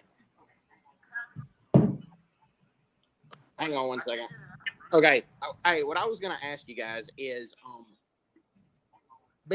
what is it like to be Americans in Korea right now? Are people? That's a good question. What's it like to be Americans in Korea? I think I can answer that way at least. Yeah, I can answer that one. Being an American in Korea right now, I can say being among Koreans. Actually, that's a really good question because I haven't, because of like COVID and everything and a lot of things shutting down, I haven't had a chance to really interact with many other people. But from what I know, a lot of people are asking questions, just kind of like about everything that, that happened in the Capitol and everything. Just curious how other Americans feel, how we feel about the government, how we feel about the president, how we feel about just like the civil unrest. But then also a lot of Americans are talking to each other about it. And, typically, not 100%, but I would say a solid 90 to 95%, many Americans that are abroad, when things like this, well, not things like this happen. What's the word I'm looking for? Many Americans that are abroad are typically very cultured in the sense of they're very open-minded. So when things similar to this or things very like, in short, they get pissed. A lot of Americans over here are pretty pissed right to what happened. I don't know how else to put it. Very pissed. All right. Yeah. Yeah, you go ahead, Alex. Yeah. Man, good point on the first part. Like, you don't really hang out with a lot of Koreans these times. So it could be embarrassing, but we don't know because we don't really see many Koreans, to be honest. And not every Korean is all political either. So some Koreans don't care. And some Americans don't care either. That's a much lower number. Man, I do know, like, there are people on both sides of the aisle here.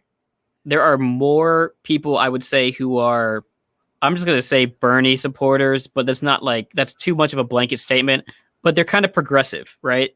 They're not necessarily liberal, centrist Democrats. But I do know those people, and I also know some people who are Republicans. So it sort of depends. That being said, I don't think there's any discrimination or anything bad that's happening to Americans right now because of what's happening. They're just kind of like, it's more of shock and awe by the Koreans than anything. It's not necessarily like no one's looking down on us in a way. So it's not, Alex is a hardcore Bernie stan. Yes, I am, DK. Yeah, it's not as bad as you might expect, but that also could be because it's COVID and we don't really talk to anyone. But Koreans aren't going to hate us either for what they saw on TV. I think that's another big part of it, is this wouldn't make them dislike Americans. It would confuse them and maybe think differently of us. But Koreans in general still like us as people and as a country. And by the way, Mike, you need to fill in like 10 seconds of dead time. Well, after I'm done talking, right, you can catch up. I was going to say with the. Yeah. Okay. One other thing that I was going to add with all this is that I still really love America and what they did for Korea when they came to the Korean War. They supplied 86% of the Navy forces, 93% of the Air Forces, and 50% of the ground troops. Also, the U.S. military was integrated in 1948. 2 years before the Korean War. And the first black Navy pilot, Jesse Brown, is from my hometown of Hattiesburg, Mississippi. That's what's up. And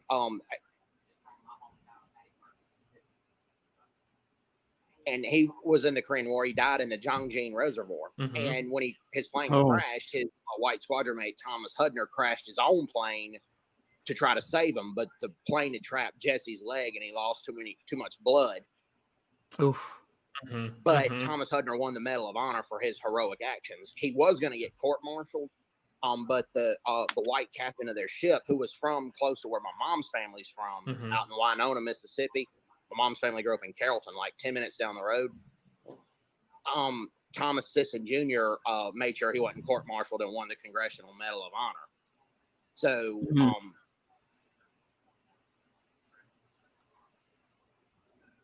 So Korea is always going to have a special place in my heart because I taught 2 years for the South Korean Air Force. Oh, nice. Nice. That's what yeah, I man. follow. So yeah, that's pretty cool, dude. Plus, Brett knows an inordinate amount of stuff about the Korean War, man. He knows his stuff here. Brett is literally a walking history book. It's like if you have a class that you need to take a field trip, instead of going to the War Museum, go to Brett. In that order. Brad, thanks for swinging through. But one thing I was going to add, Mike, you probably understand this because you're from the South. Alex may not, but one reason I do tell people about Jesse Brown and his white squadron mates that he wasn't anti-white. His wife, widow Daisy, did the same thing. She taught for several years in my town's school district. She said the same thing. We're both devout Christians. There's this thing, if you don't tell the truth or if you don't tell somebody how it really was, particularly if it involves a devout Christian, the Lord's going to strike you down with lightning. And it's a very Southern.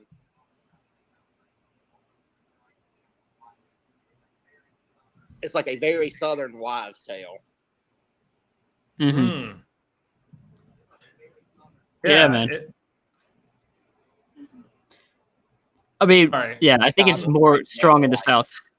Yeah, the South is a very special place, which, after being in Korea now for like 6.5 years. 6.5 years? God, I've been here this long? Sorry. I just had a realization for a second. After being here for 6.5 years, every time I go back, it's like a hard slap in the face to see just like the difference in I always have reverse culture shock when I go back. But yeah. So Alex, have you been to the South? I've been through the South. If you count North Carolina, Korea, but it's different kind of racism. But Southerners understand this, but we always tell our northern and west coast friends, we're not going to get our butt kicked for being on the wrong side of the train tracks. Yeah, you gotta watch what side of town you on. But yeah, dude, I feel you there, man. Guy, you just made me just reminisce about going home because I say I'm from Augusta, Georgia. I grew up in Augusta, Georgia because my dad was military. Like he retired at Fort Gordon, and but like my mom is from Fayetteville, North Carolina, right? So Fort Bragg. So I have strong ties to that side of North Carolina. Typically, when I go back home, I always have to swing through a few different spots in Georgia as well. So like, no, that kind of just took me back for a second. It made me miss riding up I-95 to see family. So thanks, Brad. We really appreciate you coming through. Yeah, man, it's good to hear your voice, talk to you in person. Well, in live. Yeah. Oh yeah. Thanks. One other thing. I have some South. No, I got you. I got some South African friends, and I know I'm not sure about the COVID, but how's the opportunities there for South African English teachers? When I was there, I met several. How have y'all? Have y'all met several? Because I've got several friends, and the economic situation in South Africa is like not good. Unemployment's 50%. Ooh, God. Yeah, it's an English-speaking country. It's as long as you have a degree from there, I think it's totally fine. I know a couple of South African friends here, and they've got a community here as well, so no issues. I mean, it sucks for non-English speaking countries, but if you're from any of the Commonwealth, South Africa, New Zealand, Australia, US, Canada, Britain, Ireland, no issues getting a job here. Slightly harder than Americans, but still pretty possible. That's very accurate. So I hope that helps, Brad. BS? Yeah, man. Yeah, because South Africa's involvement in the Korean War, I do know that it's easier for South Africans to get a visa to visit Korea versus the U.S. and Japan. Oh, I didn't know that. That's dope. Yeah. Shoot. So thanks, Brad. Thanks, man. Appreciate it. Yeah, we appreciate it. But I'm gonna let you. I'll let you guys go. You guys take care. Thanks for calling, man. Thank y'all for thank you for listening to me rant. Take care. Nah, man. Thank you very much. You have a good one. You take care. Thank you. Ah, man. I'm enjoying just kind of talking to folks tonight and really kind of, especially when we see you guys on like YouTube and like Instagram comments and stuff like that, and then finally get a chance to actually have a conversation with you. Then it's very human, It's kind of nice talking to you. It's so I see we may not have anybody else. I mean, I did see a few things. Gina Kim was in the chat earlier. I don't know if she's still here. Oh, dope. Shoot, I missed it. I'm trying. Yeah. I'm watching too many screens right now. No worries. Gina Kim, she said, Mike, you should talk about Korean police because they are ridiculous. And how they are very different than American police. Yes. I would say Korean police, like when I see Korean police walking around, it just feels very, I'm not gonna say I feel safe. I just feel like there's a bunch of like young teenage boys walking around in police officer outfits.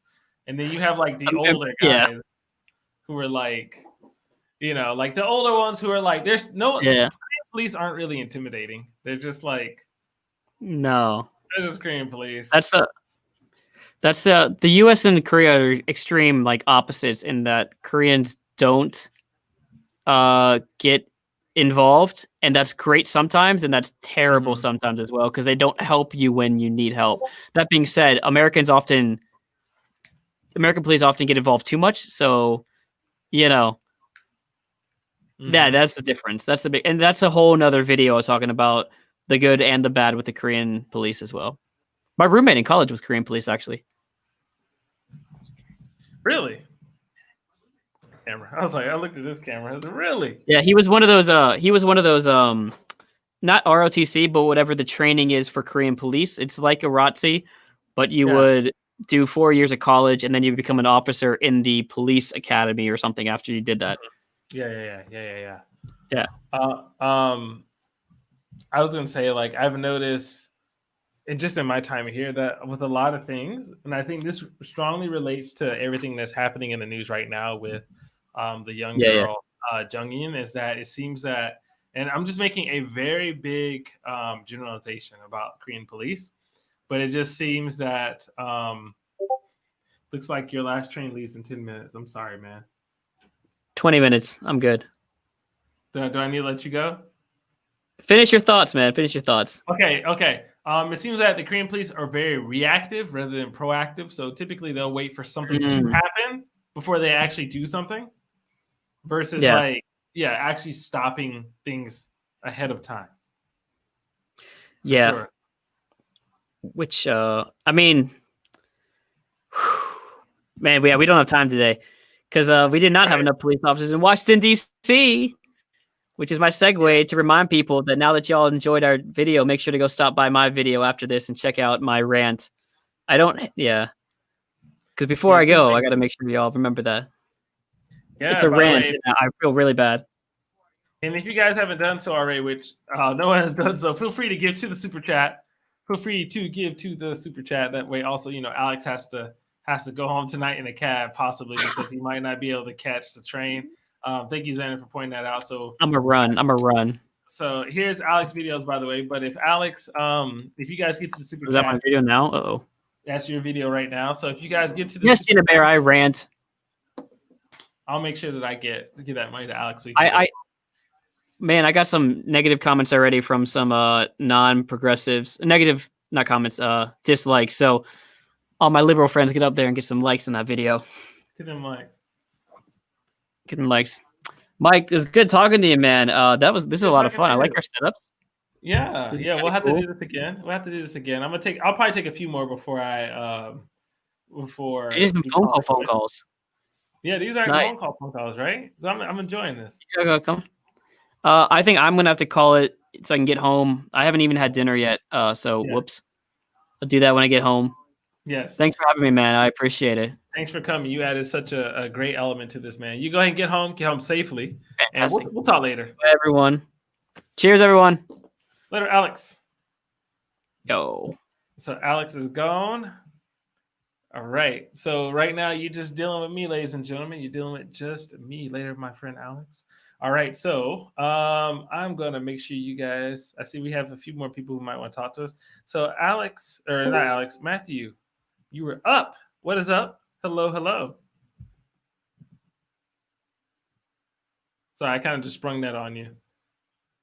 Mike, can you hear me? I can hear you. What's up? Yeah, good, Mike. Good. My name is Matthew, man. I'm from London, man, United Kingdom. What's up? How are you doing? I'm great. It's good to talk to you. Good, man. I've been following your stuff for a while, man. I was in Korea last, from March till the summer. I was in Korea. I was teaching English in a Hagwon, because I was traveling the world at the time. So I went to China, Japan, Vietnam, Thailand, and then I landed in Korea. Nice. I decided just to spend some time over there. Yeah. But it was a complete culture shock to me, Mike. And your videos helped me a lot when I was watching like your live streams and so forth. Oh, I'm so happy to hear that. That means a lot to me. That means a lot. No, really, it does, man. I just want to say, keep up the great work, man. It's really terrific work you're doing. For any newbie to Korea or anyone who's in Korea, I think you're one of probably the best YouTubers I know who specialize in that area. Oh, thank you. Oh, wow. Yeah. I feel so humbled. Thank you. Yeah, I just wanted to ask Mike. I just had a question. What would be the best way of gaining like the access to Korea games? So I could go down the teaching route again. I don't know. I heard some people say that you can study in the Korean university, like have a scholarship. I just wanted to get your thoughts and ideas on what would be the best possible plan to enter Korea again. Yes, I think that is that advice also is very, very, very good advice as well. If you're looking to study in Korea, there are multiple programs that you can get into. I cannot think of a few off the top of my head, but I do know, and I think since Alex left, he could have given you some, but I know Alex went to grad school in Korea as well. I think he was at Yonsei University for grad school. So that is a possibility that you can do. For me personally, I have a teaching certificate out of the US, and so I'm able to teach in international schools as well. So cool. I think typically most people, they only know of the teaching English route. That's like most of the one that everybody would tell you, right? Oh, you're going to go, you're going to this country, or you're teaching English. But there's actually more opportunities in these countries than just teaching English. And so, so again, going back to the university route, there's that. I know a few people here who work in journalism as well. Okay. Oh, it's a thing. It's a thing. Yeah. I think. Oh man, I know some more people. Hold on. It's coming to me. As well as other people who work for other companies as well. And so I know a few friends who work for German companies. I know Alex knows a guy who does some tech as well here. So it really depends on what you're wanting to get into. If you're wanting to go academic route, the university route for now, or if you're looking to go for like the job sector, and then which part of that you want to go to. But typically there is something. The only thing that will hold you back is depending on the type of job. Then it would also your language skill will become a factor depending on what it is. Okay. So you'd have to have intermediate or probably fluent Korean, I imagine. Somewhere in there, I would say, for sure, depending on what it is.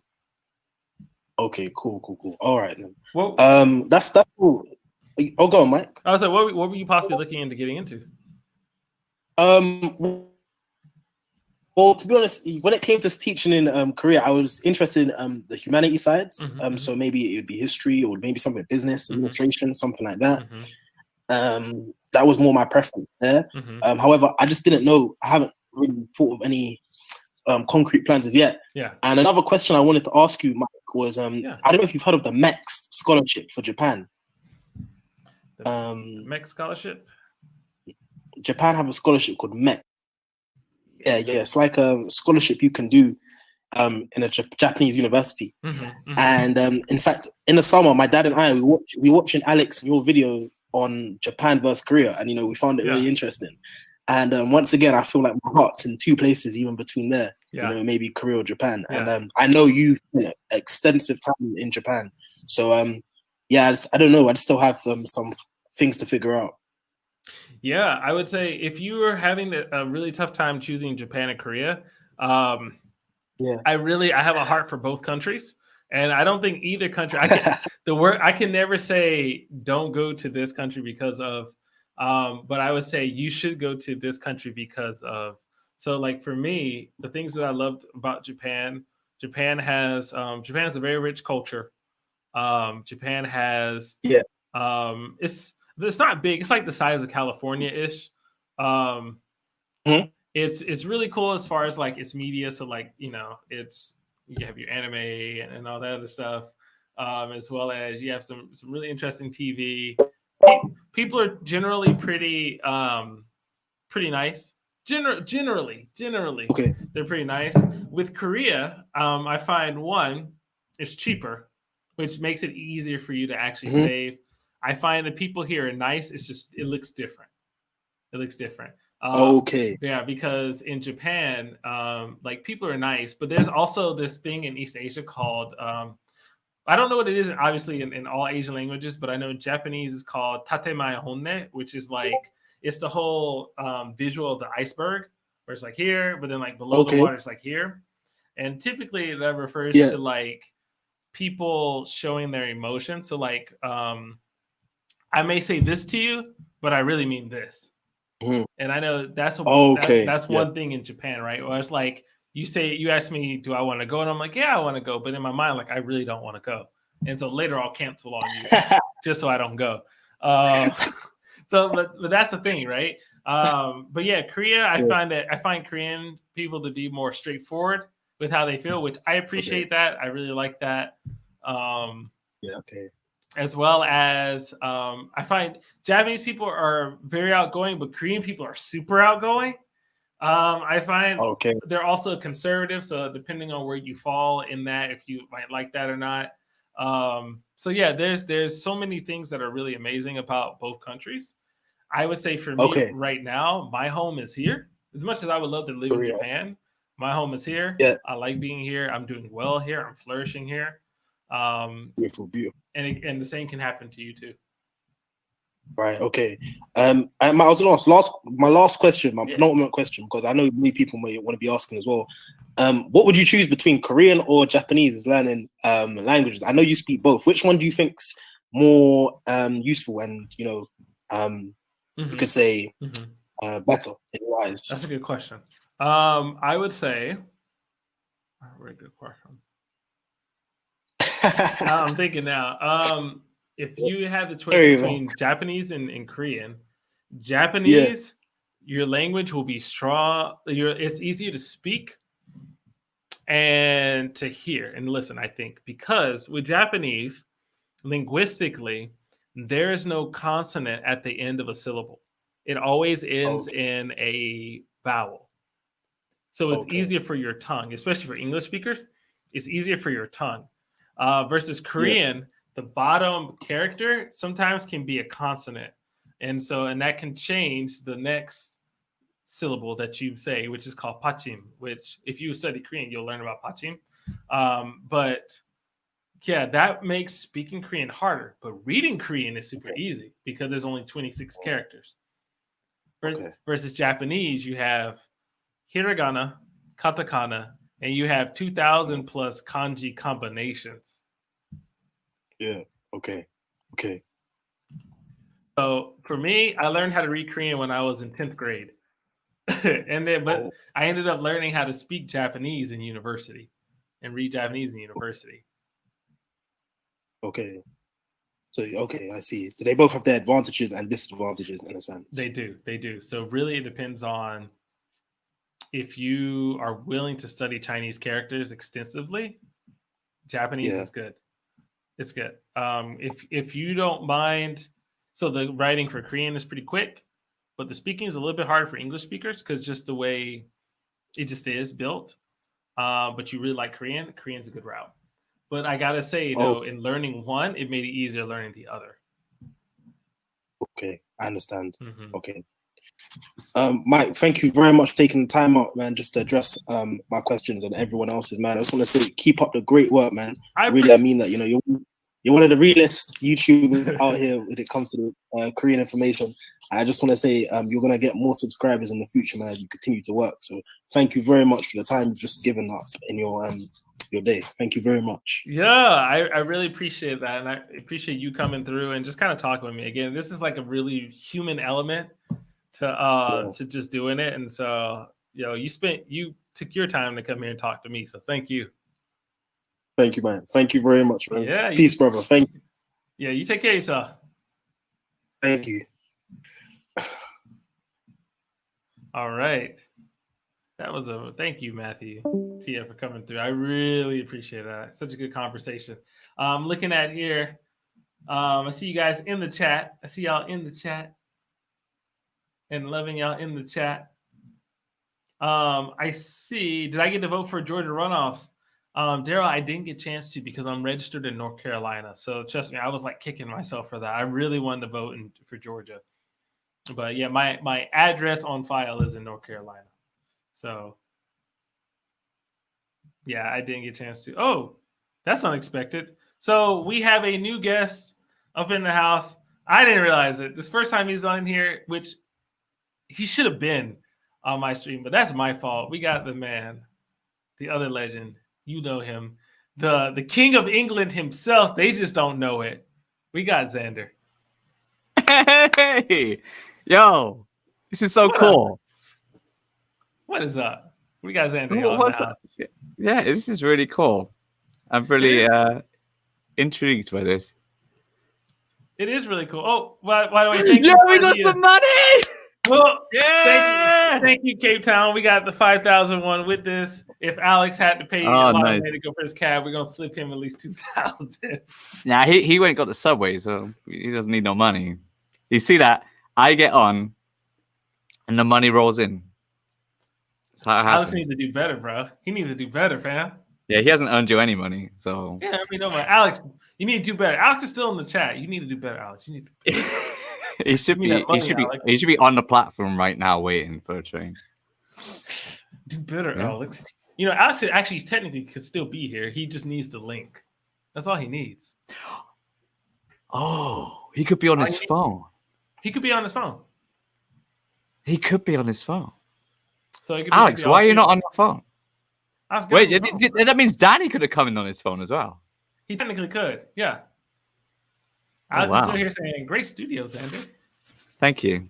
I mean, I set it up this way. So it's weird that I can't hear myself. I can hear you fine and stuff, but if because I can't hear myself in my headphones. It's kind of weird. Interesting. Yeah, I can't hear myself either. I'm not used to that because doing podcasts, you can usually hear yourself. But yeah. How's everyone doing, guys? Yeah, how's How many people you got watching right now? You got 37. We got another one. We got 1,000. So it's $1, right? I'll take it. Yeah. Oh, that's 1,000. Oh, no. That's $10. That's right? 1,000 yen. That's $10. Yo, King, Y'all thank you for $10. He dropping sin yen on us. Thank you, sir. Dropping that sin yen. Thank you, King. We appreciate the love. Dope. Wait do it, Alex. Alex, get in here. Alex, get in here. Or Danny, you're in the house and get in here. Oh God, I can imagine all of us with Danny. Yo, Danny. Danny, get on the link. Yeah, I can send. It's gonna Danny be so link. good. Do it. Hey. Hi. Yeah, let me do this. This is Here, so cool, though. I'm gonna send Danny the link. I'm trying to see if I can take it off so you can just talk to Danny, or not talk to him, but you can talk to everybody, and then I can. Oh, Alex is here. Ish. Nice. Yo, This is so cool. My audio is going to be terrible, but I'm here. Yeah, you sound like you're like on a plane. Hold up a second.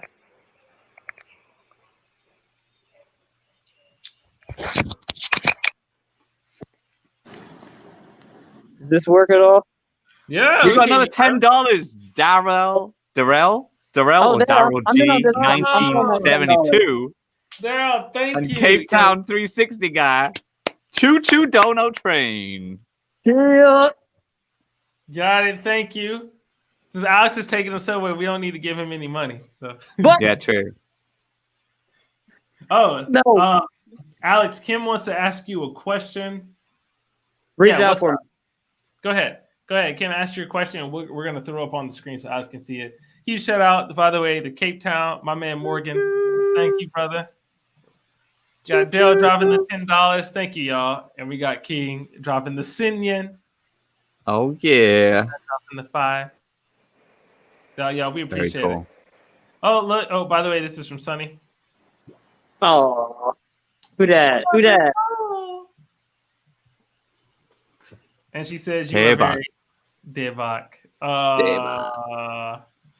Yo, this is so good, dude. Like literally, you could just do everything with this. Like you don't have to make any more videos. No, you really could, and this is what I really love about this. You know, I wish I had like a full commercial made, like one of those kind of like, and a word from our sponsors, right? You could just kind of pop up the video. Oh, that would be cool. Come back. I just got to make it. Brought to you by the Korean subway system. What up? So this is for you, Alex. So I'm a student in Georgia for the future, really interested in the English radio and media industry in Seoul. How competitive is it to gain a guest host position without experience? By the way, I'm a kyopo. It is a little competitive. You just need to know somebody, and you do need to do an audition usually when it's your first time and you don't have anyone or any experience. It helps if you have a podcast, if you have a YouTube channel, if you have something you can show them that shows that you have the ability to speak in front of a camera or a microphone. But it's not easy to get the first job. I got it through a friend. I had to audition, and I got it. But I've also auditioned for some spots, and they didn't get it to me in the beginning. But now everything I do is based on referral. Like another producer knows me, and they give my contact info to another producer. So that's sort of how it works.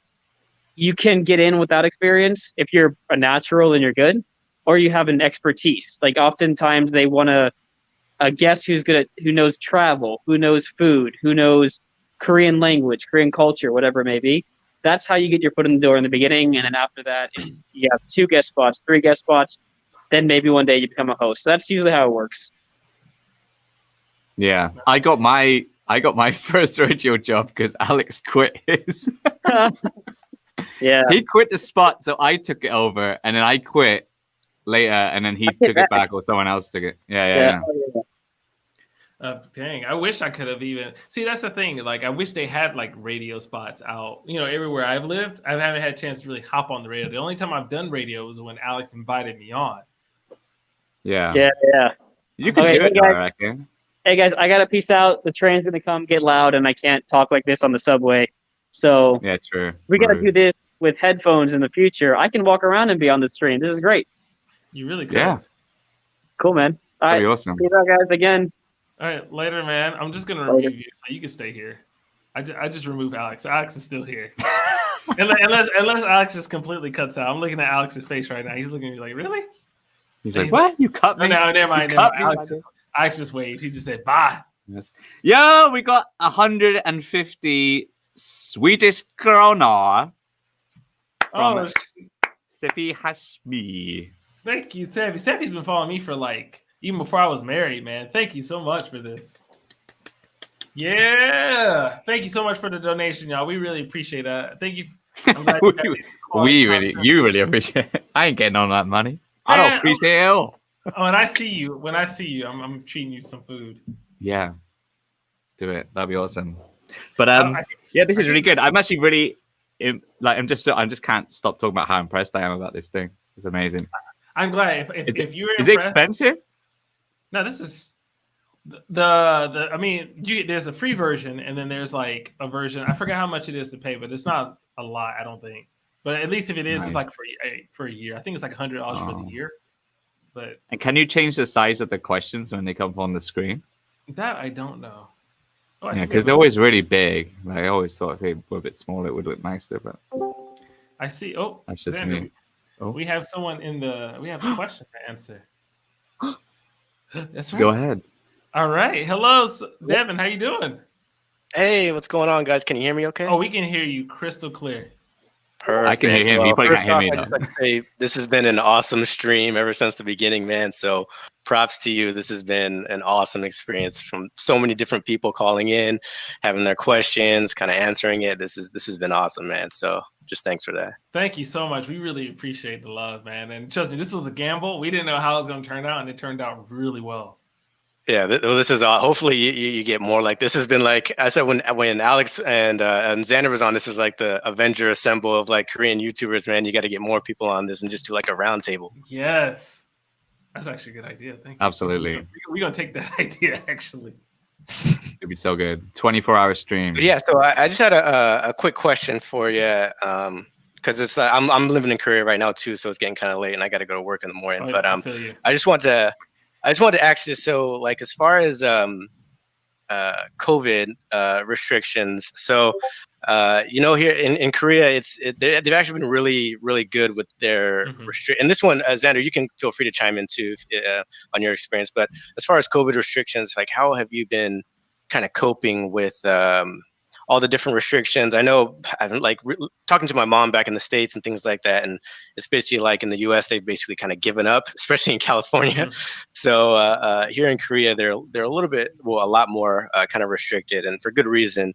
And I just want to know, like, how have you been coping with the COVID restrictions? And the second question is, have you experienced any like foreigner COVID stigma? Because I know sometimes you hear on the news, or as far as the numbers go, a lot of the numbers are coming from inbound different countries and things like that, and people kind of attribute it to kind of foreigners coming in and bringing the virus with them. So have you guys experienced any kind of awkward stigma or anything of that nature recently? Mike, do you want to go first? Or because he can't hear me, right? He can only hear me on the stream, yeah? Yeah, so I would say by this point, he should hear what you just said. Okay.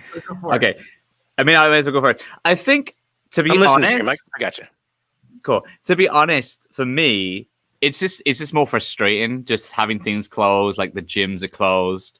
So that's a big thing. I haven't really been that affected apart from that, to be honest, because I don't really go out that much anymore. I'm not extremely social anymore like that. The time has flown by so fast, so I kind of feel like last year was kind of a bit of a waste. So I'm more personally upset about that in a way. But in terms of things, I think at the start it was the worst, like having no signs up in cafes or in places where it's no foreigners are allowed to come in. That was probably the worst thing when it came to any kind of discrimination or anything. I wasn't personally affected. I don't think anyone came up to me and said anything. Of course, the same usual subway treatment may be intensified a bit, whether people don't want to sit next to you on the subway, which is great because I don't want to sit next to them either, especially in these times. So personally, for me, haven't really been affected by it. But I would say that what Koreans have said to me, what other Koreans have said to me, or what I've heard them speaking about, although I haven't actually been a direct effect of what they've said, I've been a bit troubled by it, by the way they've been speaking about, oh, you know, these foreigners might have it or blah, blah. And I'm just like, that's not how it works. You know, just because you're foreign, you don't immediately have COVID for whatever reason, right? I just wish that people had like reacted a bit quicker, like the government would have reacted quicker, like as you close down flights to certain places, you know, instead of being like, oh, we can't, or being annoyed at other countries for closing their flights to their countries and stuff. Like, it's just like, I think this could have all been over way quicker if people had just like reacted quicker, stuck to the rules. But I'm more annoyed about the churches. Goddamn churches. Yeah. Every time we've had a spike, it's been another church. It's been another pastor or whoever who has a problem with the government, who doesn't want to shut down stuff. And it's just a stupidity there. And it's just like, why has the government not taken more like effect against those places and the people who are, you know, breaking the rules? And why are the rules so hard against foreigners? Like, if a foreigner gets caught out of quarantine, deportation or a huge fine. Korean gets caught outside of quarantine, even escaping quarantine, slap on the wrist. Can't believe it. It's just the true classic foreigners have no rights. Yeah. Anyway, Mike, carry on. No, that's my rant.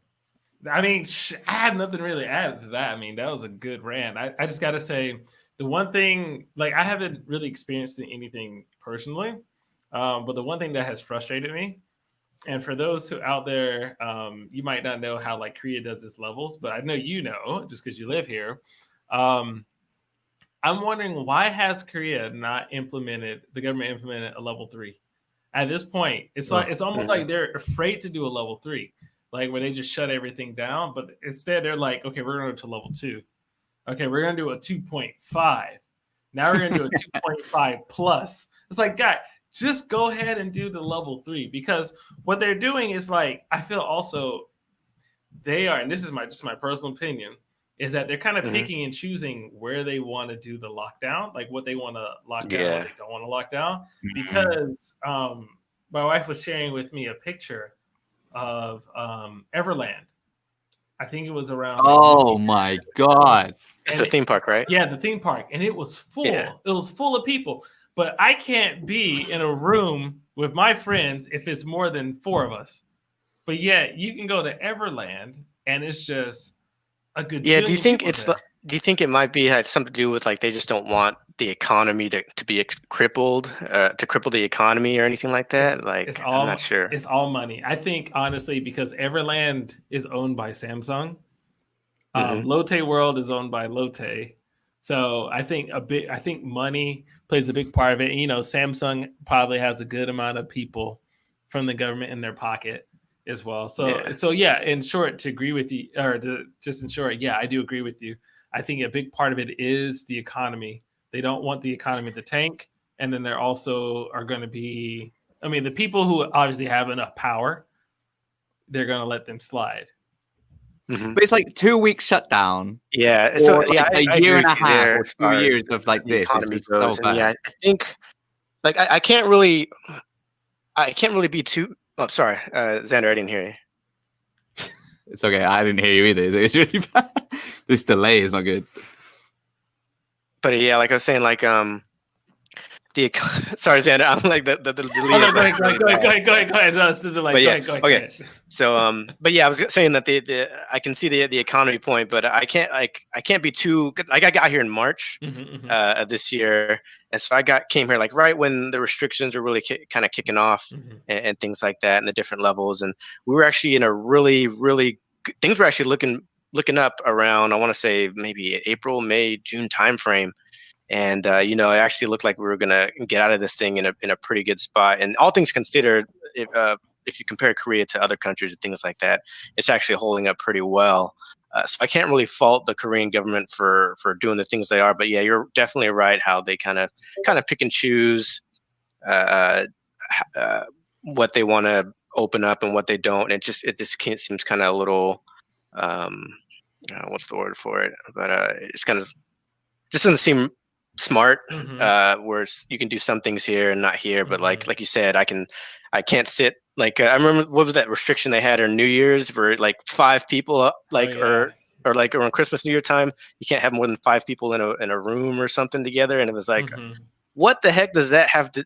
I don't know. But yeah, so I don't want to go on a huge rant about that. But yeah, I appreciate Korea for doing the things they are doing to kind of protect the country and things like that and keep their citizens safe. But you know, some of the restrictions are a little question mark. Yeah. I mean, that whole 5 people thing and more is just ridiculous.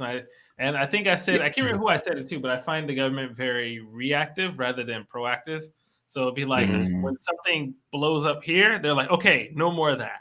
Right. And then something blows up over here, they're okay, no more of that. It's always when something happens somewhere, they're like, okay, let's take care of this. Like even when it comes to like this whole new case with the adopted child and child abuse and everything, if it never would have been a big deal, if people never would have talked about it, the government wouldn't be considering different things. But now that it's actually it's shameful. It brings a lot of attention and it feels bad. So now they're like, okay, well, let's do something about it. But the problem is that there's so many other things that they could really be taking care of, but they're not doing anything about it until either it gets media attention or people get upset at it and it becomes an issue. Yeah, for sure. And stuff like the annoying thing about that whole 5-person thing is like it doesn't work when people are meeting 5 different people or 4 different people every damn day. Like you see it on Instagram. It's like, oh, 4-person party. Next day, lunch with one person, dinner with another person. They're out like walking out in the park with some other people. And it's like these people, yeah, they're following the rules, but it's just as bad as why don't you just tell people, just don't meet anyone for like 2 weeks. Just don't go to work, stay in your house, and this could literally all be over. Yeah, this could literally have been over if they had just said, okay, 2 weeks. Okay, how about 3 weeks? Just shut it down for 3 weeks. No one meet anyone as best as possible. The government could just use people in hazmat suits and deliver all the food to everyone for free for 3 weeks. This could have all been over. And another thing that annoyed me about this whole situation was like, remember when it was really bad in Daegu? And people were like, oh, don't go to Daegu. And then suddenly, now Seoul's the big hotspot. And then people who are outside of Seoul are like, oh, don't go to Seoul. It's dangerous. The whole damn country is dangerous. Yeah, the whole world is dangerous right now. It's like, God, guys, it doesn't... If just because you're not in Seoul doesn't mean you're not going to get corona. Like, you literally get it from anyone. Like, think about how many people travel around Korea constantly. Literally, anyone can get it because you can't see if someone has it. Ugh. Frustrating. Right? Yeah. Thank you for calling in. That was a pretty fun. Thank you for calling in. That was we kind of went in on that one. Oh yeah, we kind of went in. Oh yeah. Sorry. No, yeah. I appreciate both of you guys, your and Xander's answers though. That did make a lot of sense to me. Kind of seeing it from your guys' different point of views. So, and sorry about the delay, Xander. I listened to everything you said. It was just that that stream delay, those little kinks. But it's not your fault. We'll have to. I appreciate that, guys. You have a good night. I'm gonna have to kick off here because it's getting pretty late. I gotta work in the morning. But awesome stream, Mike. And you guys take it easy and have a good rest of your night. Thank you. You too. Great talking to you. Why is Alex still coming? Alex is still coming by. Is he still on the thing? Maybe he's listening. Maybe he's listening to us instead of listening to the stream. I think he's just listening to us. He's just listening to us. So I'm going to just check and see if we have any more questions. Seems like we don't have any more. I know AMBW has some questions, but... Are you in like some secret voice chat? No. So I'm in my Discord. Yeah. So would it be better for me to be in there? If you were in there, there would be no delay. Can I get in here? Yo, can you hear me? Oh, I hear you. Oh, but now I can hear myself on the your screen. That's not good. Wait, I'm wondering, can we mute you? Like, can we mute your? Because you don't need to actually. How about I've muted myself in your thing? Okay. But now there's definitely a delay. Okay, so we'll have to figure that out then. Yeah, that sucks. All right, we'll whatever. They only care about media care, right? Later, I'll Devin, just thank take you it for coming out through. Thank you so much for coming by. You can't copy and paste. Okay. All right. King with the $20. Thank you. How do you guys feel about the COVID vaccine, and would you take it if they started giving it out over there? I asked this because they started giving us out to the military, but a lot of us prefer not to take it. I would say I want to take. I already know your stance on this. Yeah, I would say I'll take the vaccine, but I'll let everybody else take it first because I know, like for me, I typically stay away from people. You know, like I'm very social. I'm a very social person. I like to let everybody else, though, when it comes to vaccines, take it because usually it takes a good amount of time to master a vaccine, you know, because it takes a lot of trials, a lot of experiments. This was done in like less than a year, right? So I'm just saying, you guys take it, and if you don't become zombies, then I'll take it. There's got to be somebody to fight in the apocalypse. So I'd rather it be me than become one of them or get bitten later. Yeah, I mean, there is that side to it. Yeah, that like the tests haven't really been trialed as long as other vaccines may have been done in the past and stuff like that. But there was a comment I did read, which obviously it's really bad to take medical advice from comments, but it was like all the rich people are taking this vaccine already, right? So if they were worried about it, they would just let all the poor people take it and die first. So they've taken it, so it must be safe to some extent, right? So yeah, there'll probably be people with side effects though. That's the reality of most of these things. There will be side effects for some people. Like that people have allergies to things. Like there's no way of it's not gonna be 100% for everyone. But yeah, personally I would take it like straight away. So I mean, as long as no one's really, I mean, they wouldn't give it to people if it wasn't like 95% like useful. Good, right? So I would probably know. Yeah, I would take it straight away. Yeah. So let me see. We have King DJ wants to come back in and chat with us. So I'm gonna pull him in. So give me 1 second. Let me which is really nice about this Discord, Zen. I could just click and just drag him in. So Elijah's like, yo, he's in the waiting room, and I'm like, all right, thank you. Oh, I see how it works. Oh, cool. And now he's in here with us. King, you're on again. What up? Oh, cool. I keep forgetting about the delay.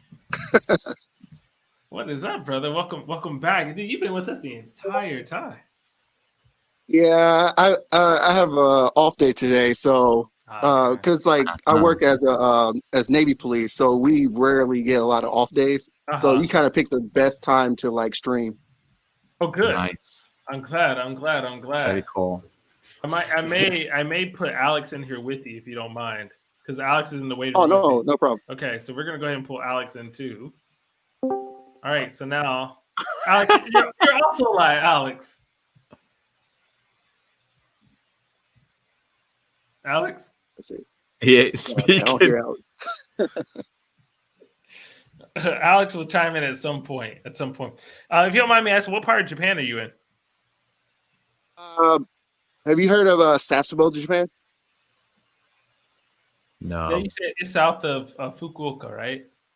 Yes. If you look at it on the map, if you type in Sasebo, Japan, I'm right in between Fukuoka and Nagasaki. I'm like an hour and a half from Fukuoka, an hour from Nagasaki. So I'm pretty close to like super south Japan, like, if you're looking at the big map. Yeah. I've never been to Fukuoka. Have you ever been to Fukuoka, Sandra? No. Never been there. That's an island, right? Yeah, so Fukuoka. Yeah, so it's island. So Japan has 4 main islands. Fukuoka. So you have Honshu, which is like the main big island, and then right below the main big island is Fukuoka. And I've never. No, I don't think so. As of now, I mean, I've been all the way to Hiroshima, all the way up to Tokyo, but I think probably my favorite place in Japan is actually Osaka. I like Tokyo. Maybe if I go to Tokyo again, now that I lived in Korea for a while, I might like Tokyo more, but Osaka is probably my favorite. Yeah, Osaka. From my Osaka, experience, like, I don't know if Xander's talking or not because of the not being able to hear him. So I don't mean to cut him off if he's talking, but my experience is like I I love Tokyo, but I'm starting to find that love of Osaka more and more every time I go there. Yeah, dude. Osaka is like, oh, I love Osaka just because I think it's very much, whenever you come, they always compare Osaka to LA, not LA. Same for that. But they'll say like Osaka is more like Busan, and then Tokyo is more like Seoul. So like people are more laid back, very relaxed. Love having fun. Foreigners. Yeah, and then like Seoul is just they say Seoul people are a little bit colder. I mean, it's like city people. It's just city people, right? Plus, also, I love going to Universal Studios. That's one of the main reasons why I love going to Osaka. Zan, you've been to Osaka, right? Yeah. So I was trying to join into the Discord call, but then I saw this double audio was really screwing with my ear. I'm trying to think how would that. Well, we're gonna figure it out just because this is such a new thing. Because like for me, what's really funny, I'm in the Discord, but I don't hear myself. Because I can hear myself. I have the YouTube turned down low so I can see when Xander's talking. Oh yeah, but that's 10-second delay still, so it's like Yeah, there must be a workaround for this. But, we'll just have to think about the pathways of how to get it working. Vaccine.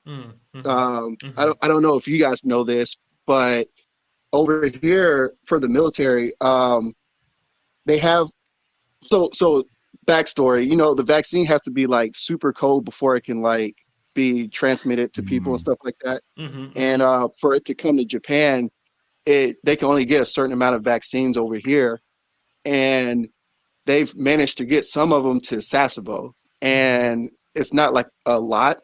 So they're like giving it to like the first responders and like the officers or whatever, and they're trying to distribute it out to the police community, and they're basically telling us like, we can volunteer or don't take it at all. And that's kind of like me on the fence right there, because why would I, normally they volunteer, tell us to do the stuff, they're telling us like, hey, you're going to take it and we can't say no.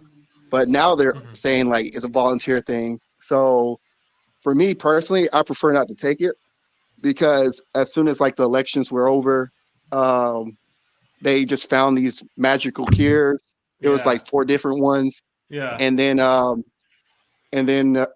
it was just weird to me, basically, but I'm kind of on the fence with it. I'm like, I'll wait until people start taking it over here and in the States and see what happens.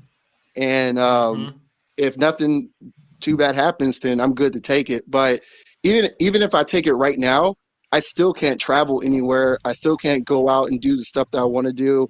So me taking it doesn't really help me too much, because it's been like a year since COVID's been around, and I've been fortunate enough not to have caught it yet. So I prefer just to stay away from it. Yeah, that's what's really crazy, right? Is that it's been around for a year.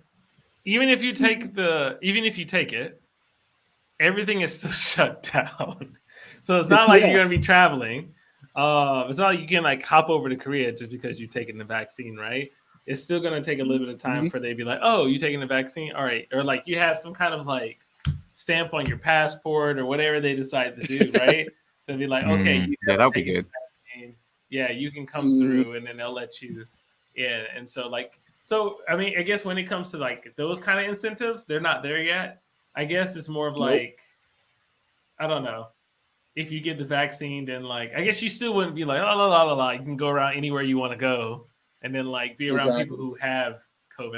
I don't think you'll still do that, but like, I don't know. I guess time will tell, right? It's one of those things that as time goes on, then we'll start to be able to know like, okay, this vaccine, now I can travel. Because Zen, I didn't tell you, like for spring break, this is like in March, we planned on going to Thailand, to Krabi Island. Like we had a resort booked and everything.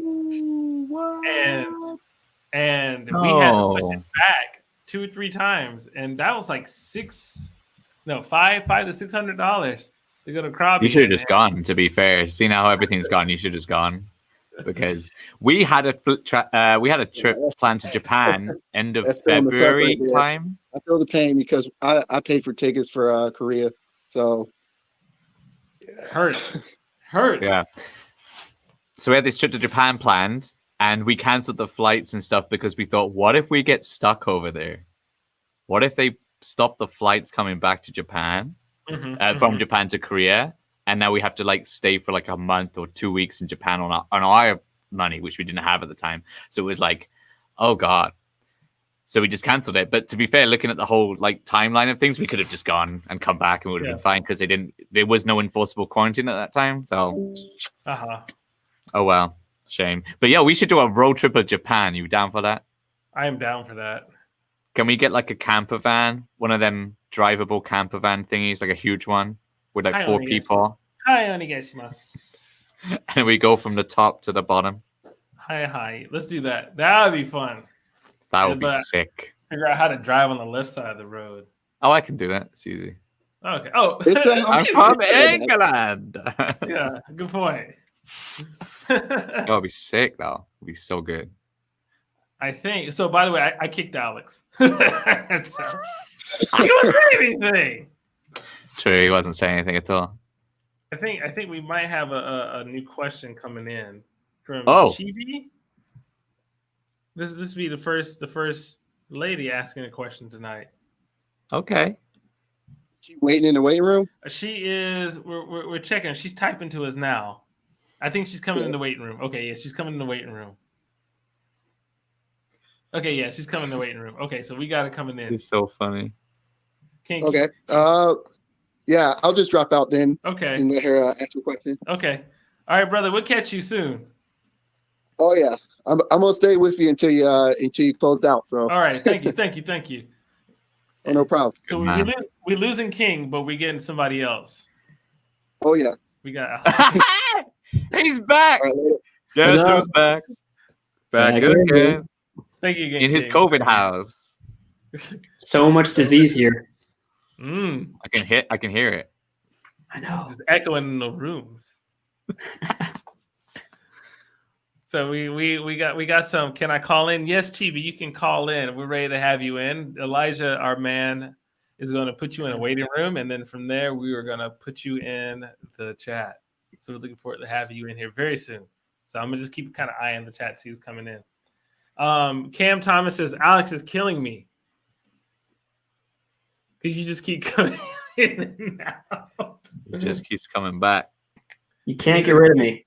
Emo's not dead. That's right. Yes, this. We need a lady in the chat. We haven't had any ladies yet. We haven't had any ladies at all. You could do like an agony aunt kind of relate. I know we kind of did it with Danny, but you could do real relationship advice, like call in like a late night Mike, late night love with Mike, Nicole. We got you. I gotta get my radio voice. Like, hold on, let me get my sexy. Hey ladies, this song goes out to all the ladies with a big fat booty. It's McCole. On 69.69 FM. That's your radio voice, Mike. I hate you having a better studio than I have right now. Hey, well, you should have gone home. I guess I should have stayed there. Yeah. Now we're joined by Chibi. Chibi's on the live call right now. All right. Talk to his baby girl. Okay, I got you. Okay, we got it. That was Mike, not me. Well, we got Chibi coming in on the chat right now. Chibi. Okay. Smooth black man voice. I think I just put you in the wrong room. Never mind. We got Chibi in the room. It's never the wrong room with McCole. Never the wrong room. I'll come to you. Chibi, what is that? You were in the chat. Oh, you know what's... Oh no, nothing's happening. Did we lose her? No, Chibi. No. Don't be shy, Chibi. Did you test that her mic works and stuff before she joined? I think Elijah might have checked. If not, we can run some tests. Yeah. Because it's not lighting up like anything's been said, so. Yeah. I'm looking at that. Okay, so then maybe so Sheila. So I think she's gonna go and do some run some testing and come back. Diagnostics. So yeah, speaking of diagnostics, we're gonna run some diagnostics on you.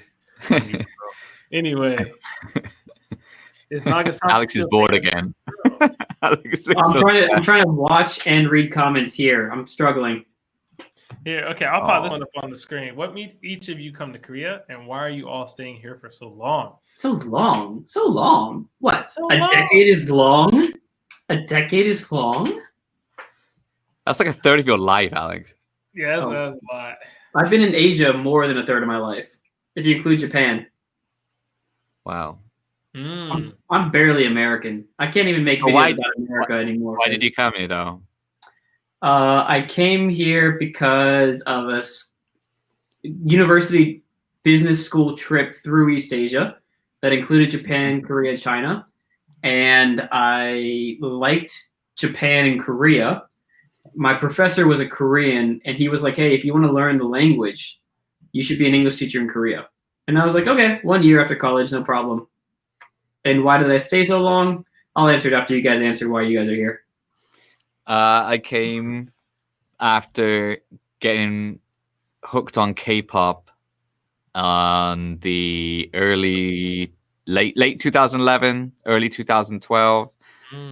Met Tiara on the street in Paris next to the Eiffel Tower. Couldn't speak any Korean. Decided to learn Korean. Found some Korean language exchange partners in London. They all said go to Seoul. Seoul's gonna be amazing. Met a random guy in a Korean restaurant. He said if you go to Seoul, hit me up.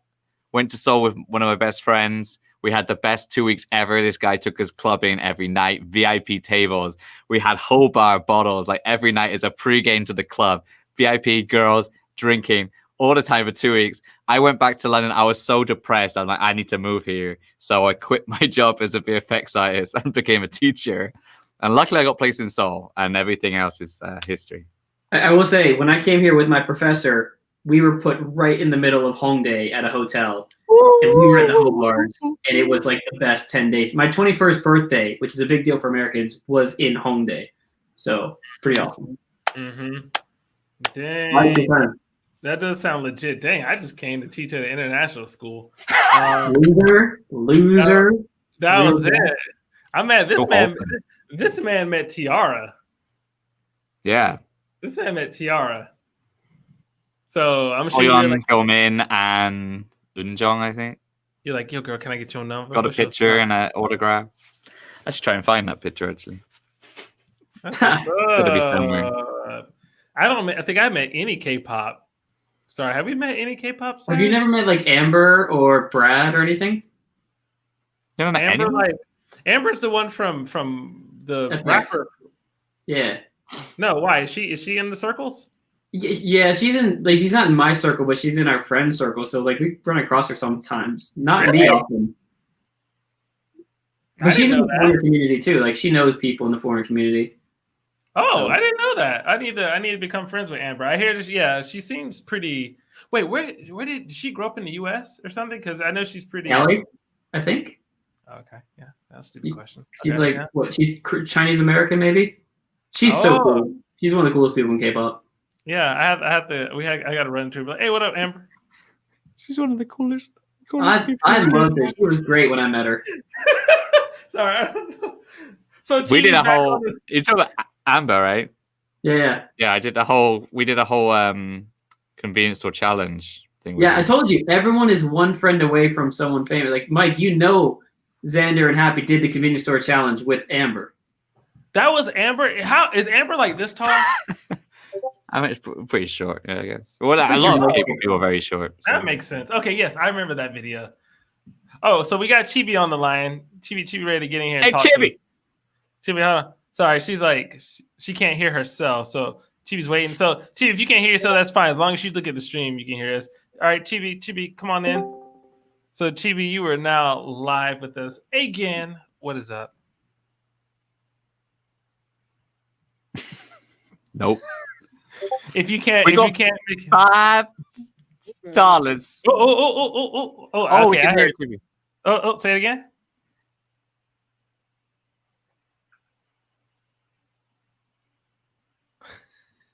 Thank you, the king, DJ. Something like I really need you guys to like migrate over to StreamYard. It's so much easier. True. Like StreamYard is your best friend. Please use it. Okay. My question was, how has the vibes been? I'm just still not using.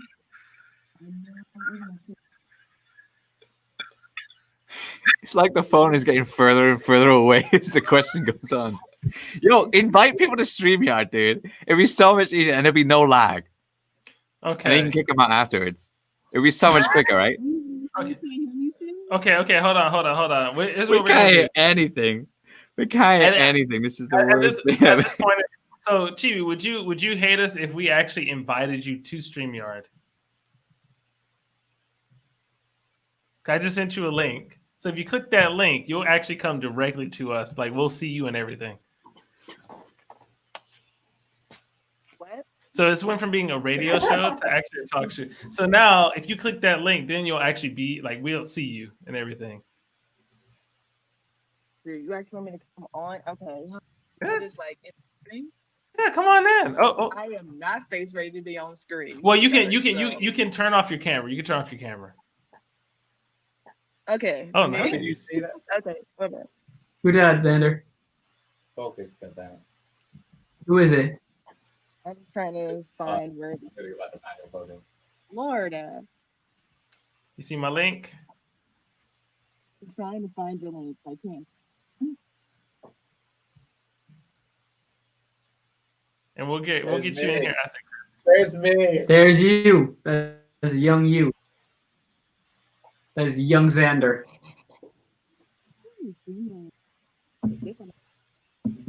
I hope that was interesting for everyone. Oh. Did you see me? I didn't know if you could see. I saw you. Funny. Just did that. Goddamn phone. Still too bright. And no worries, if you can't get in here by chance, TV, then what you can do is just turn up your microphone. You said that in such a nice way. I'm just saying, in the kindest way possible. So what you could try is just turning up your microphone because you can't hear anything. Well, we might can hear you a little bit better.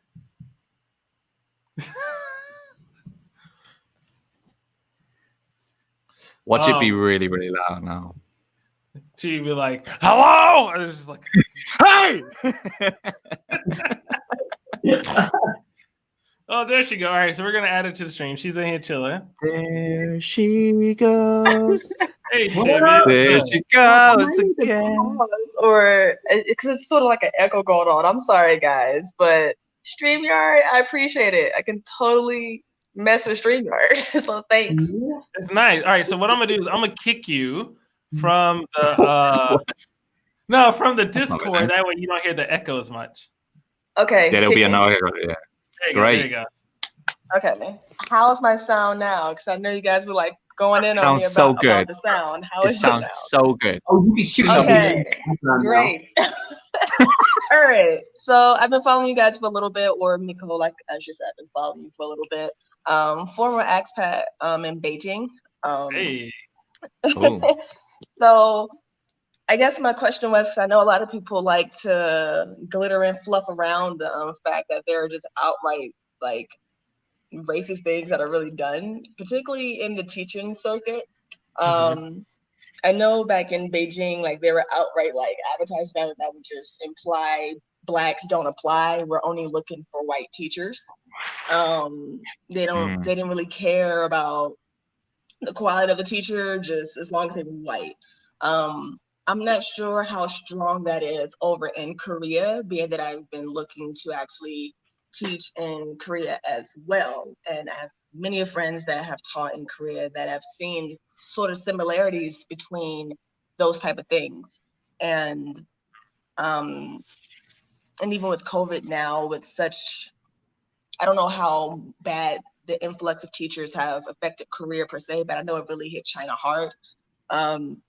Hence why I'm back in America, boo. But how has it been with the workforce across the board, not just in the teaching circuit? Yeah. Well, funny thing is, Mike actually applied for his teaching job with a picture of a white man. That's how he got his job in the first place. Nah, I'm fucking with you. Now, to be fair, what I've seen all the time, I've always read for like the last 7 years on the teaching forums and stuff, is like a lot of these privately offered jobs is like, we want a white female. So I've heard this story like a long time. Like lots of people complain about this, but being out of the teaching circuit now, like I don't really know, so I can pass it on to other people. Well, not Alex, because Alex doesn't know anything. Oh, no, I do, because they contact me looking for people as well. Usually, the richer the area, the more likely they'll say we want white people. So, like Gangnam area, especially, is really bad with that. But like once you get to the less rich area, the racism really isn't from the I mean, it's obviously there. It's not as much the owners and the managers. It's the parents, the rich people who are like sending their kids there and like, this is what we want. And they want either white American or white British. Usually each Hagwon is either one country or the other. But yeah, like the wealthy areas, it's worse. And if you stay in the public sector, it's much better. There really seems to be there seems to be less discrimination in hiring. But in the private sector, the richer the area, the more you'll get it. And the poor areas will have it too, but that's what I noticed. Gangnam was pretty bad when I was working there.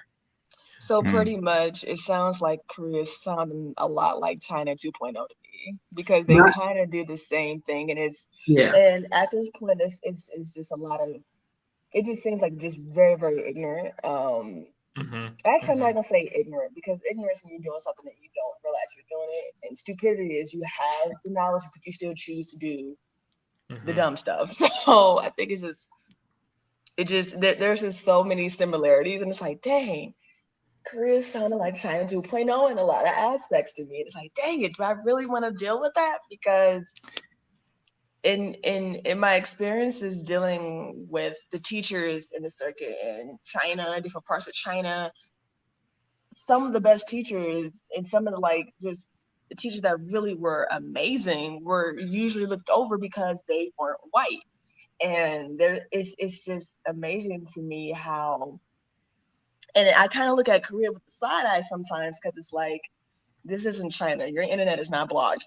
like you don't have to get on VPN to realize and educate yourself on what you're doing with, like, you want to be international. You want to have all these foreigners. And it's like, dude, it's a give and take. Like, I'm not there to change despite what I'm saying or sounding like right now, but it's just something that you really want to hold the mirror up and reflect, like, hey, this is what you're doing. You're really looking over a lot of qualified people, and I'm just not looking at the teaching circuit at this point. It's more like across the board. You're possibly going to be really like skimming over a lot of amazing people because you're trying to fit this image that has been fed to you that white is right, and that is the utmost standard of that what we want. We're comparing that to whiteness. And I know it's a lot of things that people don't want to actually dive into, because it gets a little touchy or it gets a little bit awkward or uncomfortable. But, just wanted to see how you guys are dealing with that, especially with Nicole. You're Black. So I really want to know, like, how you guys are Mike. dealing with that. Come, Mike. Speak up, Mike. Come on. Speak, Xander. Maybe that's the thing. Yeah. So, like, for me, it helps because I didn't because I don't teach English, right? So I applied to an international school.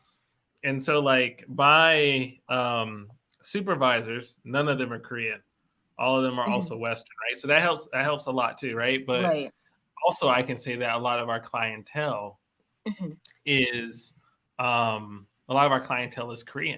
Because, I mean, we live in Korea, so a lot of the kids here are Korean at school. Not all, but a good amount.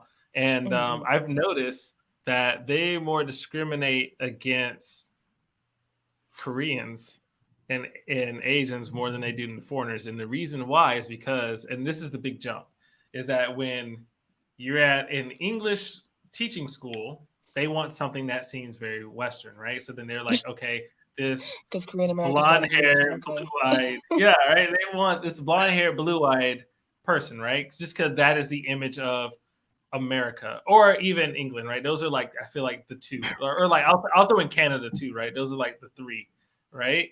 But then when you, but I like, those are like the most coveted ones, right? Like for Americans, right? But then like if you go to an international school, then they want someone who is from an English speaking nation for a different reason, because they're like, you were actually that's the same goddamn reason. So they were like, oh, okay, it's like they were like, oh, you look American, like you look foreign, you can be my child, you are what we see as international, right? So if you go in there like being Korean American, like I was someone one Korean American born and raised in like, I don't know, Mississippi, don't speak a lick of Korean, and then they'll get more hate in an international school. Which is so odd.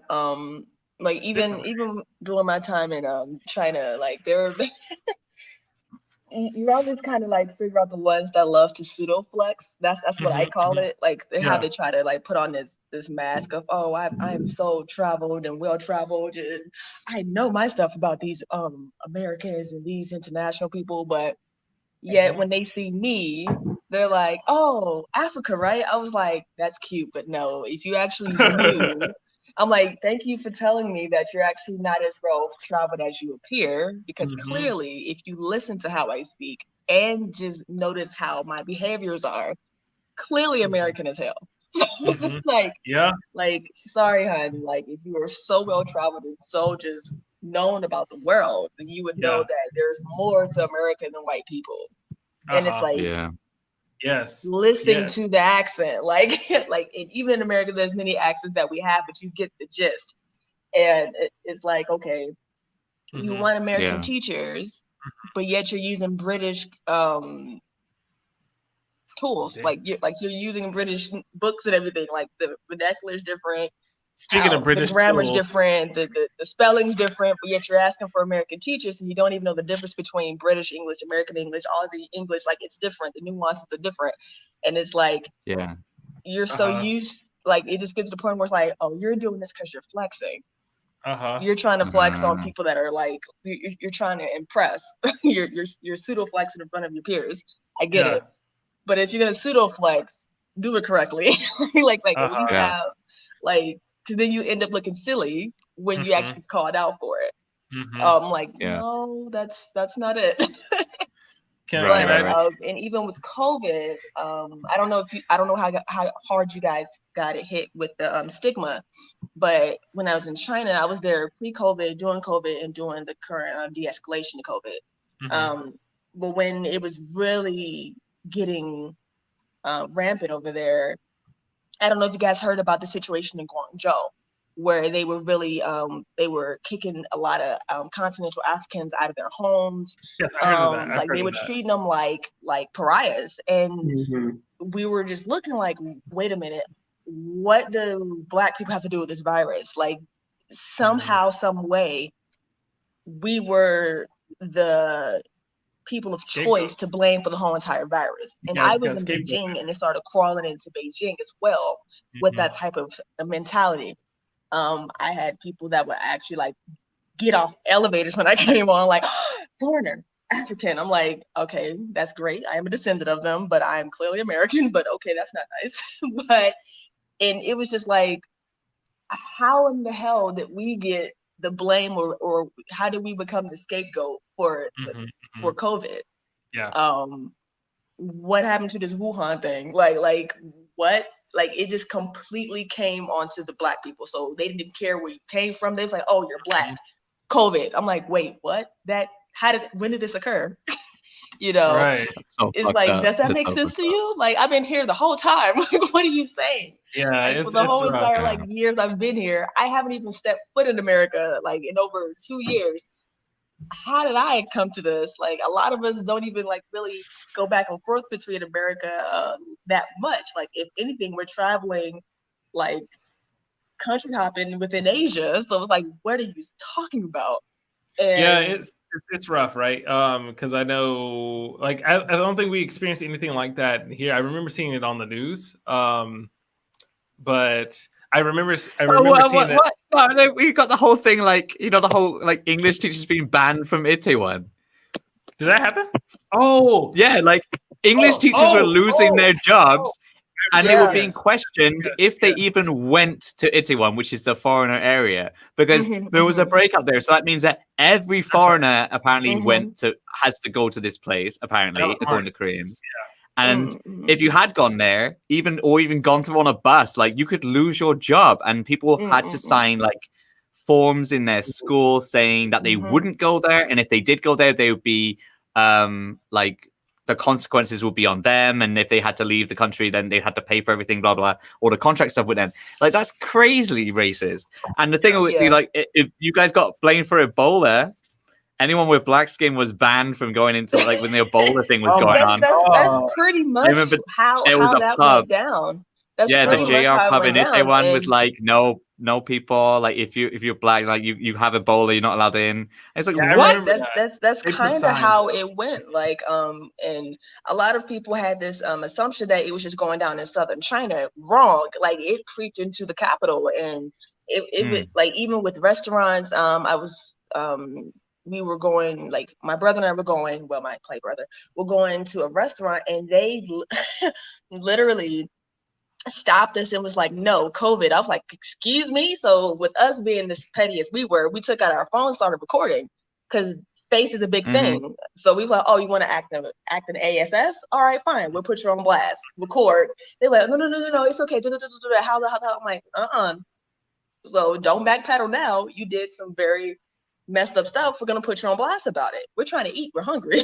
But it was going into everywhere. Jobs, because a lot of parents were taking out their kids, because of the foreigner stigma thing. A lot of places were starting to tank, and a lot of companies were laying off. Hence why I'm back in America, because my company went under as well. Because there was just so many parents taking out their children, because of the scare. And I really don't know how bad you guys were hit, because I did hear about the Itaewon section that got hit, because I guess that's where a lot of foreigners are sometimes, or I guess all the time apparently. So how did it really affect you guys, and how did it shift? Because a lot of parents didn't like the online shift that we took in Beijing or in China. They wanted the in-class experience. That's what they're paying for. Yeah, what happened with you guys? I can answer this, and then I think also we have one last person waiting. So Chris has been waiting for us in the waiting room. Sorry, Chris. Sorry, Chris. So I'll go ahead and answer this one really quickly.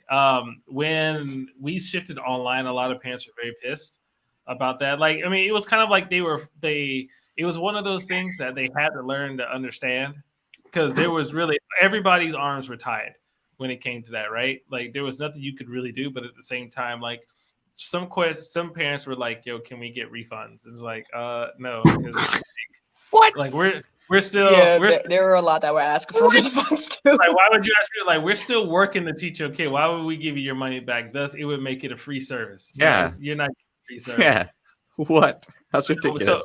So our school shut that down real quick. It was like, nah, we're gonna be here. We're gonna teach your kids. We're gonna be online with them for like at least 4 sessions out of the day, and then your kid will have other sessions in time of work. But like, you're not getting a discount. Could they ask for a discount too? We're like, no, you're not getting a discount. You're not gonna get free services, because everybody's affected by COVID. It's not just like parents. Everybody's affected by it. So you're not gonna get any kind of like money off. Wifey says, come to bed. You go work in the morning. That's why she's here. Hi, Rose. She's in the chat. Chibi, thanks for coming by. Please excuse me if it seems like I'm kind of like oh, no worries. Thanks for even like doing the StreamYard thing. So I appreciate it. Thank you. We appreciate you coming through. Thank you so much for really making this stream fun. StreamYard is the way, dude. Yeah, right. Not this Discord stuff. StreamYard for sure. Thanks. Appreciate it. Thank you. Bye. Bye. Bye, Jen. All right. Oh yeah, StreamYard for sure, man. StreamYard for sure. Okay. Because at least they can hear what we're talking about too, you know. All right. So Chris, I'm gonna send you the last one, and then I'm gonna. Alex, so Chris, What the fuck is that? What are you eating? Is that a tangerine? It's like I mango. called it. It's a tangerine. Okay. Make sure you smash that like button, guys. I didn't even look and see the stream to see how many likes we had. If you have not, make sure you follow. 42 watching, 62 likes. Nice. Thank you. If we get 100 likes, we'll go on for 24 hours. Mike will take off his shirt at 100 likes. At 100 likes, I will take off my shirt. The top one. If I took off the bottom one, Rose will come in. Rose will come in when that ass. That's Gotta start flexing. So I think Chris, I sent you the invite. So whenever you Chris is in here. All right. So I'm gonna add Chris in. Before I add Chris in, make sure you guys also make sure you follow us on Instagram. So I think Xander is what? We fancy Xander. We fancy Xander. Thank you. So Xander, I'm pointing at this camera. It's this camera. Xander's We Fancy Xander. Alex is Alex Segrist? It's Alex Segrist. It's Alex Segrist. Of course, mine is me, Michael86. And also, some of us are streaming now on Twitch. So if you haven't already, please make sure you follow us on Twitch. Which it makes me wonder if we should even do Twitch, because if the YouTube is working so well, what's the point of even doing Twitch? But anyway, that's another story for another day. But anyway, follow me on Twitch, Mike Kwando. And with no further ado, which, by the way, we can actually still do this on Twitch. So StreamYard works with Twitch also. Yo, yes, do it. We have those Twitch shows. So because you would have been like nearly half the time that you needed already to get to that affiliate, because you need 8 hours. So we're gonna do another show. I like the idea. I can't remember who mentioned it earlier, which is like doing like an Avenger style thing of just YouTubers. Like we just like call people like, yo, come and get on this stream. We're gonna send you this link. And they get on and we do like a round table talk. Wasn't it the King? That was King. The King GG. That was King. King said that. Thank you, King. So we should do that. Bring on like Megan or something. Yo, because you can just do everyone around the world. You can literally just pick up YouTubers from around the world. It doesn't have to be just Korean YouTubers either, right?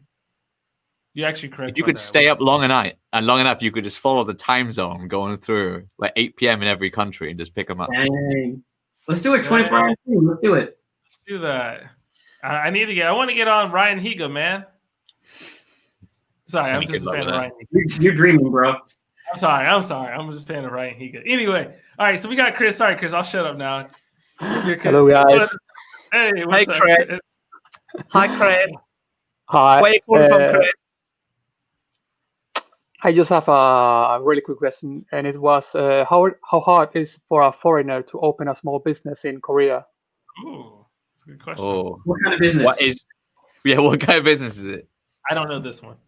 Oh, I mean, like anything, like maybe a small restaurant or something like that. Money. Yeah, restaurant's easier, I think, but if you're rich, you can do whatever you want. I think if you invest enough money into business, you can start any business you want. I believe a restaurant will be less expensive than, let's say, like I don't know, a media company. Tech startups are pretty easy to start too, but those are the two that I know that are easier. I just don't know how easy. But the thing is, like with a restaurant, you're gonna have the rent, you're gonna have the overheads of the food and all that stuff. You have to get the license to sell the food or alcohol, whatever, right? So I had a friend who made a bar with a restaurant part inside, and he got all his money from Bitcoin. So he took like £90,000 or whatever, sunk it all into a place, did all the decor and stuff, and the business only lasted like 6 months, and all that money went, and he had to close. So literally, I think to make a company which isn't one of those is probably better because you're not going to have those overhead costs and stuff. But the reality is, like, if you have $100,000 US, you can come to Korea and basically invest. That's what they call it. Invest it. Basically, start your own company, and they'll give you a visa, and you can make whatever company you want, I believe, depending on your experiences, I guess maybe your university background. To be honest, that part I don't really know, but it seems that when me and Alex inquired about making an entertainment company, it required one of us to have like 5 years managerial experience or being a manager of an entertainment in the entertainment field. So there will be references probably that they're going to ask you, like, can you show us that you have had this kind of business before, blah, blah. With a restaurant, I think you can just literally, as long as you get the license and stuff, you can start one. So, yeah. And between a restaurant and a cafeteria, what would you advise? Well, what's the difference in terms of a cafeteria would mean what? I mean, like most of like a coffee where you don't sell like big meals, but more like croissants and so on. Oh, like that? I mean, you're going to have a lot of competition. So as long as you've got a nice neon sign that people can take Instagram photos, I'm sure you'll do fine. But there's cafes everywhere, man. Like there's like 20 every 500 meters. So every 500 meters got like 20 in your vicinity. So like it's competition at that point. You need to be selling something which the Koreans are going to want to eat or pay money for, because they have their own taste and they don't want that foreign taste. They want the Korean taste. Okay. Good luck. Thank you very much. Thank you. We appreciate you coming through. Dream your life. Yeah. Thanks, Chris. We'll catch you around, brother. You bye. Later. Where was Chris from? In Europe. Chris, are you from Sweden? Oh, Spain. Good God, I was wrong. Spain? Wow. I forgot. Spain and Germany. There we go. And Germany. I love this StreamYard thing, man. The way it switches from 4 to 3 is so smooth. Yes. Rose said cafe would be better. All right, so Rose tell you to open a cafe, Chris. Yeah. If you listen Yeah, to this. Yeah. How did Alex become a radio producer? Are you a radio producer, Alex? I was on that radio show Line 6. Oh, you were. I was. That's just called being there and working from the bottom. In radio, you have to work from the bottom, or you need some really dope experience. So the people who are hosts in radio now, they either started as a guest or they were with CNN Hong Kong. They were with a broadcasting station in England. You either come with a lot of experience or you start from the bottom and just slowly get better. Nice. That's it. Huang Su Yong. Yes, it would be hard. Would it be hard to have a photography business in Korea? Xander? Probably not. Probably You don't not, think so? to be honest. Nah, I've seen some like freelancer kind of foreigners doing it around. I don't think they're even like registered like I think it's legally. better as a freelancer instead of starting a business. You have a regular job and then you freelance photography on the side. Yeah, I've seen lots of people like those people that do the whole like hanbok tours around Gyeongbokgung and then they'll take some pictures of you kind of thing, or people could do wedding pictures and stuff. And if you're a foreigner doing wedding pictures, at least when your foreigner friends or your co-teachers get married, at least you can offer your services up, I guess. But yeah, I would say that it's not like super difficult for you someone to do it, as long as you're like good at taking pictures and you can get the exposure to get customers. And yeah, Rose says connections. So yeah, like as long as you got clients, you can do a business, right? That's right. Lordy. So I'm just letting you guys know ahead of time. I rarely ever have low stamina, but right now my stamina is dropping. What are you talking about?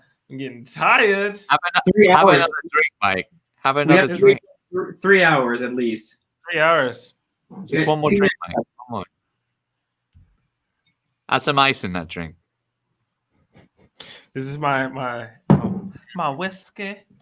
Having the stream in the background, just hearing Sweden randomly is nuts, and I'm not even very fond of Sweden, but still perk out when it's mentioned. So, how hard would it be to open up a cafe, for example, Puppy Cafe? I don't know, puppies. I don't know, because then you're involving animals then, so they might. Do they need different licenses for that? I mean, you'd have to buy a load of dogs. I mean, the easiest way to do that, the easiest way to do that though is you gotta get here and meet a Korean friend you trust, and that's hard. But it's not easy getting through the administrative paperwork. They have Global Soul Business Center, but like it helps. But man, even when Xander and I were looking to make the studio into a company, it's complicated, and it's just easier if you have a Korean who signs papers with you. Yeah. Yeah. Here's another question. So I'll go ahead and whatever questions are up, I'm just gonna pop them up so we can go ahead and wrap up. Yeah, we gotta wrap up. Does the working environment give you more? Oh, I guess of a Western vibe or Korean vibe in the English industry. Media? Yeah, every radio station's different. Yeah, I would say, from my understanding, I'd say Korean. Most of them are more Korean. TBS is kind of mid, but the others are mostly Korean. Yeah, I think this also goes back to that English teacher question and stuff. Like, I think more people are concerned about maybe the image of things rather than how well a job is done. How well a job is done. Well, I can't even speak English anymore. Yeah, like with TV and stuff, like they'll just get like 7 or 8 camera people, and only maybe 2 of them will actually know how to use a camera properly, and they'll just make these terrible programs because they have a budget and they have to spend it, and as long as they spend the money and they make make anything at the end of it, then they've done their job. They don't really care about the quality, which really annoys me. Same with the teaching thing. Like they don't care about if you're like the best, especially in the public sector. It's very easy. You don't need a teaching degree. You don't need to have any experience being a teacher. In fact, they don't even want you to be a teacher. They just want you to be the person just in front of the class, like talking. That's it. You don't need to know how to teach or discipline anyone, right? It's terrible. But Alex? Yeah, you got to be, especially in media, you have to play the Korean hierarchy game. Like, if you want to be, like, maybe on camera or whatever, you can speak English, but, like, you got to speak a little bit of Korean. You have to say yes to stupid ideas. Like, oh, man. Like, really limited. Oh, man. Producers are in charge, and there's not really room to talk back in the Korean hierarchical system. You kind of can. They can replace you with another foreigner face. Yeah, and if it's a government-sponsored TV show, TV channel, or radio show, get ready for that propaganda, folks, because you're gonna have to be like kimchi curing cancer. Certain areas of the world are Korean-owned. Like you're gonna have to go the whole 9 yards of them, and if you can't deviate from this message, because it's government approved, it's government money, and yeah, there's Mike, that is such a combo. It is such a combo, Mike. Oh man, woo! Rose is falling asleep. Yeah, it's 3:01, 3 hours 1 minute. We get save questions for next week, man. You got next week to do. We got next week, and this is really good. You know, next week, I mean, I'll tell you guys what I was looking at doing next week because I was looking at having another interview, but we'll see. We'll see. We have options. I did not expect to do a 3-hour stream. It was going to be an hour. It went 2 hours. It's so extra. much fun, Mike.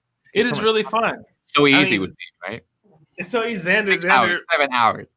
We'll keep really going. good. We'll keep going. Well, now Xander and I know how to do it from our studio, so we gotta do this more often literally, too. we could literally be in the same room and we can just like cut between the cameras on this thing. Like we could literally just be cutting. It would be so easy. Right. Oh, Really, like, and even if I wanted to be done, like, let's say I need an hour break, I could easily do this. What up? Welcome to the channel. We've taken the channel. Yes, I'm Mai and this is Cole. Cole. Hello, Cole. Welcome. Who is this? I'm the main person because I'm in the middle. Can you swap me around? Oh, can you put me on the left side and you're in the middle, mate? You can.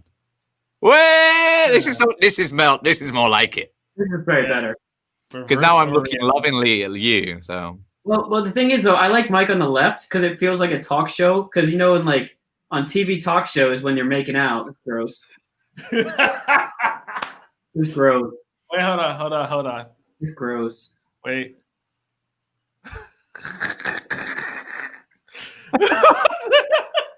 We need to get off. Oh, I hope my wife's not watching this. I'm just gonna talk into Mike's microphone as we do this and say goodbye. We need to go. Guys, thank you so much for watching. Let's do this again. This was fun. It was amazing. It was incredible. 25 more likes. And then you'll take your shirt off. Hey, yo. Oh, yeah. Oh I don't yeah. think we're gonna make it though. I ain't gonna make it. True. Yeah, I gonna make Oh, it. But well, if that you was guys fun. haven't liked it, if y'all haven't liked it, make sure y'all like it, the video. So no, it was really fun. Thank you so much. I gotta wake up and teach in the morning. But we really enjoyed having you guys here. We're gonna do this again. I didn't realize this was gonna be as good as it. Where's my camera? It's here. I didn't realize this was gonna be as good as it was. But this actually surpassed my expectations. That's what she said. Good thing she said that. That's what she always says. Yeah, I was so happy to hear it. To be fair, it really made me And feel so, good. and we can always add in some more people and see what we can do. Because I even thought we could actually do some games. How many people can online. you get in this? I think it's 6. Wow. I think 6. I'm gonna look at it. I think it's either 6 or 8. It's one of those two. Or is it 9? Isn't it? 9 would be good. 3 hours of 3. Let me see. Brady How Bunch? many people? StreamYard. Because I had 10 because I don't have the basic plan. I have the professional. So it's 10 people. Ooh, fancy. 10 people. Wow. Yeah. Yeah, that's so cool. So we're gonna That's have so fun. cool. How big would the window be, says Jeff? I have no idea. I think it'll look like Zoom at that point. But anyway, Yeah. I'm gonna message you Hey, guys Mike. later. Thank you. Go to Cacao. Yeah. Yeah, I'll go cacao. I'll catch Or y'all should we later. stay in the core? We'll stay in the core and then we talk about it after when The you're on only the stream. problem is you couldn't close it. Oh. You can't close the stream. Like I wish I could just give it to you, but I have to close it because it's my YouTube account. Yeah, true. That's why we need a shared account. Yeah. Hey. You got a shared YouTube channel. Exactly. Mm-hmm. Let's do that shit. Oh, sorry. Anyway, we gonna catch y'all later. Good talking to you, Mike. Yes, I'll catch you gentlemen later. Go watch my video. Go watch Alex's video. I'll link it Goodbye, in the Bill. chat. Goodbye, Haseo. Here's Alex's video if you guys get a chance to go check it out. Bye, everyone. Hey, y'all. Great fun. Mm. Mm. And I will catch you guys later. Y'all be cool. Peace.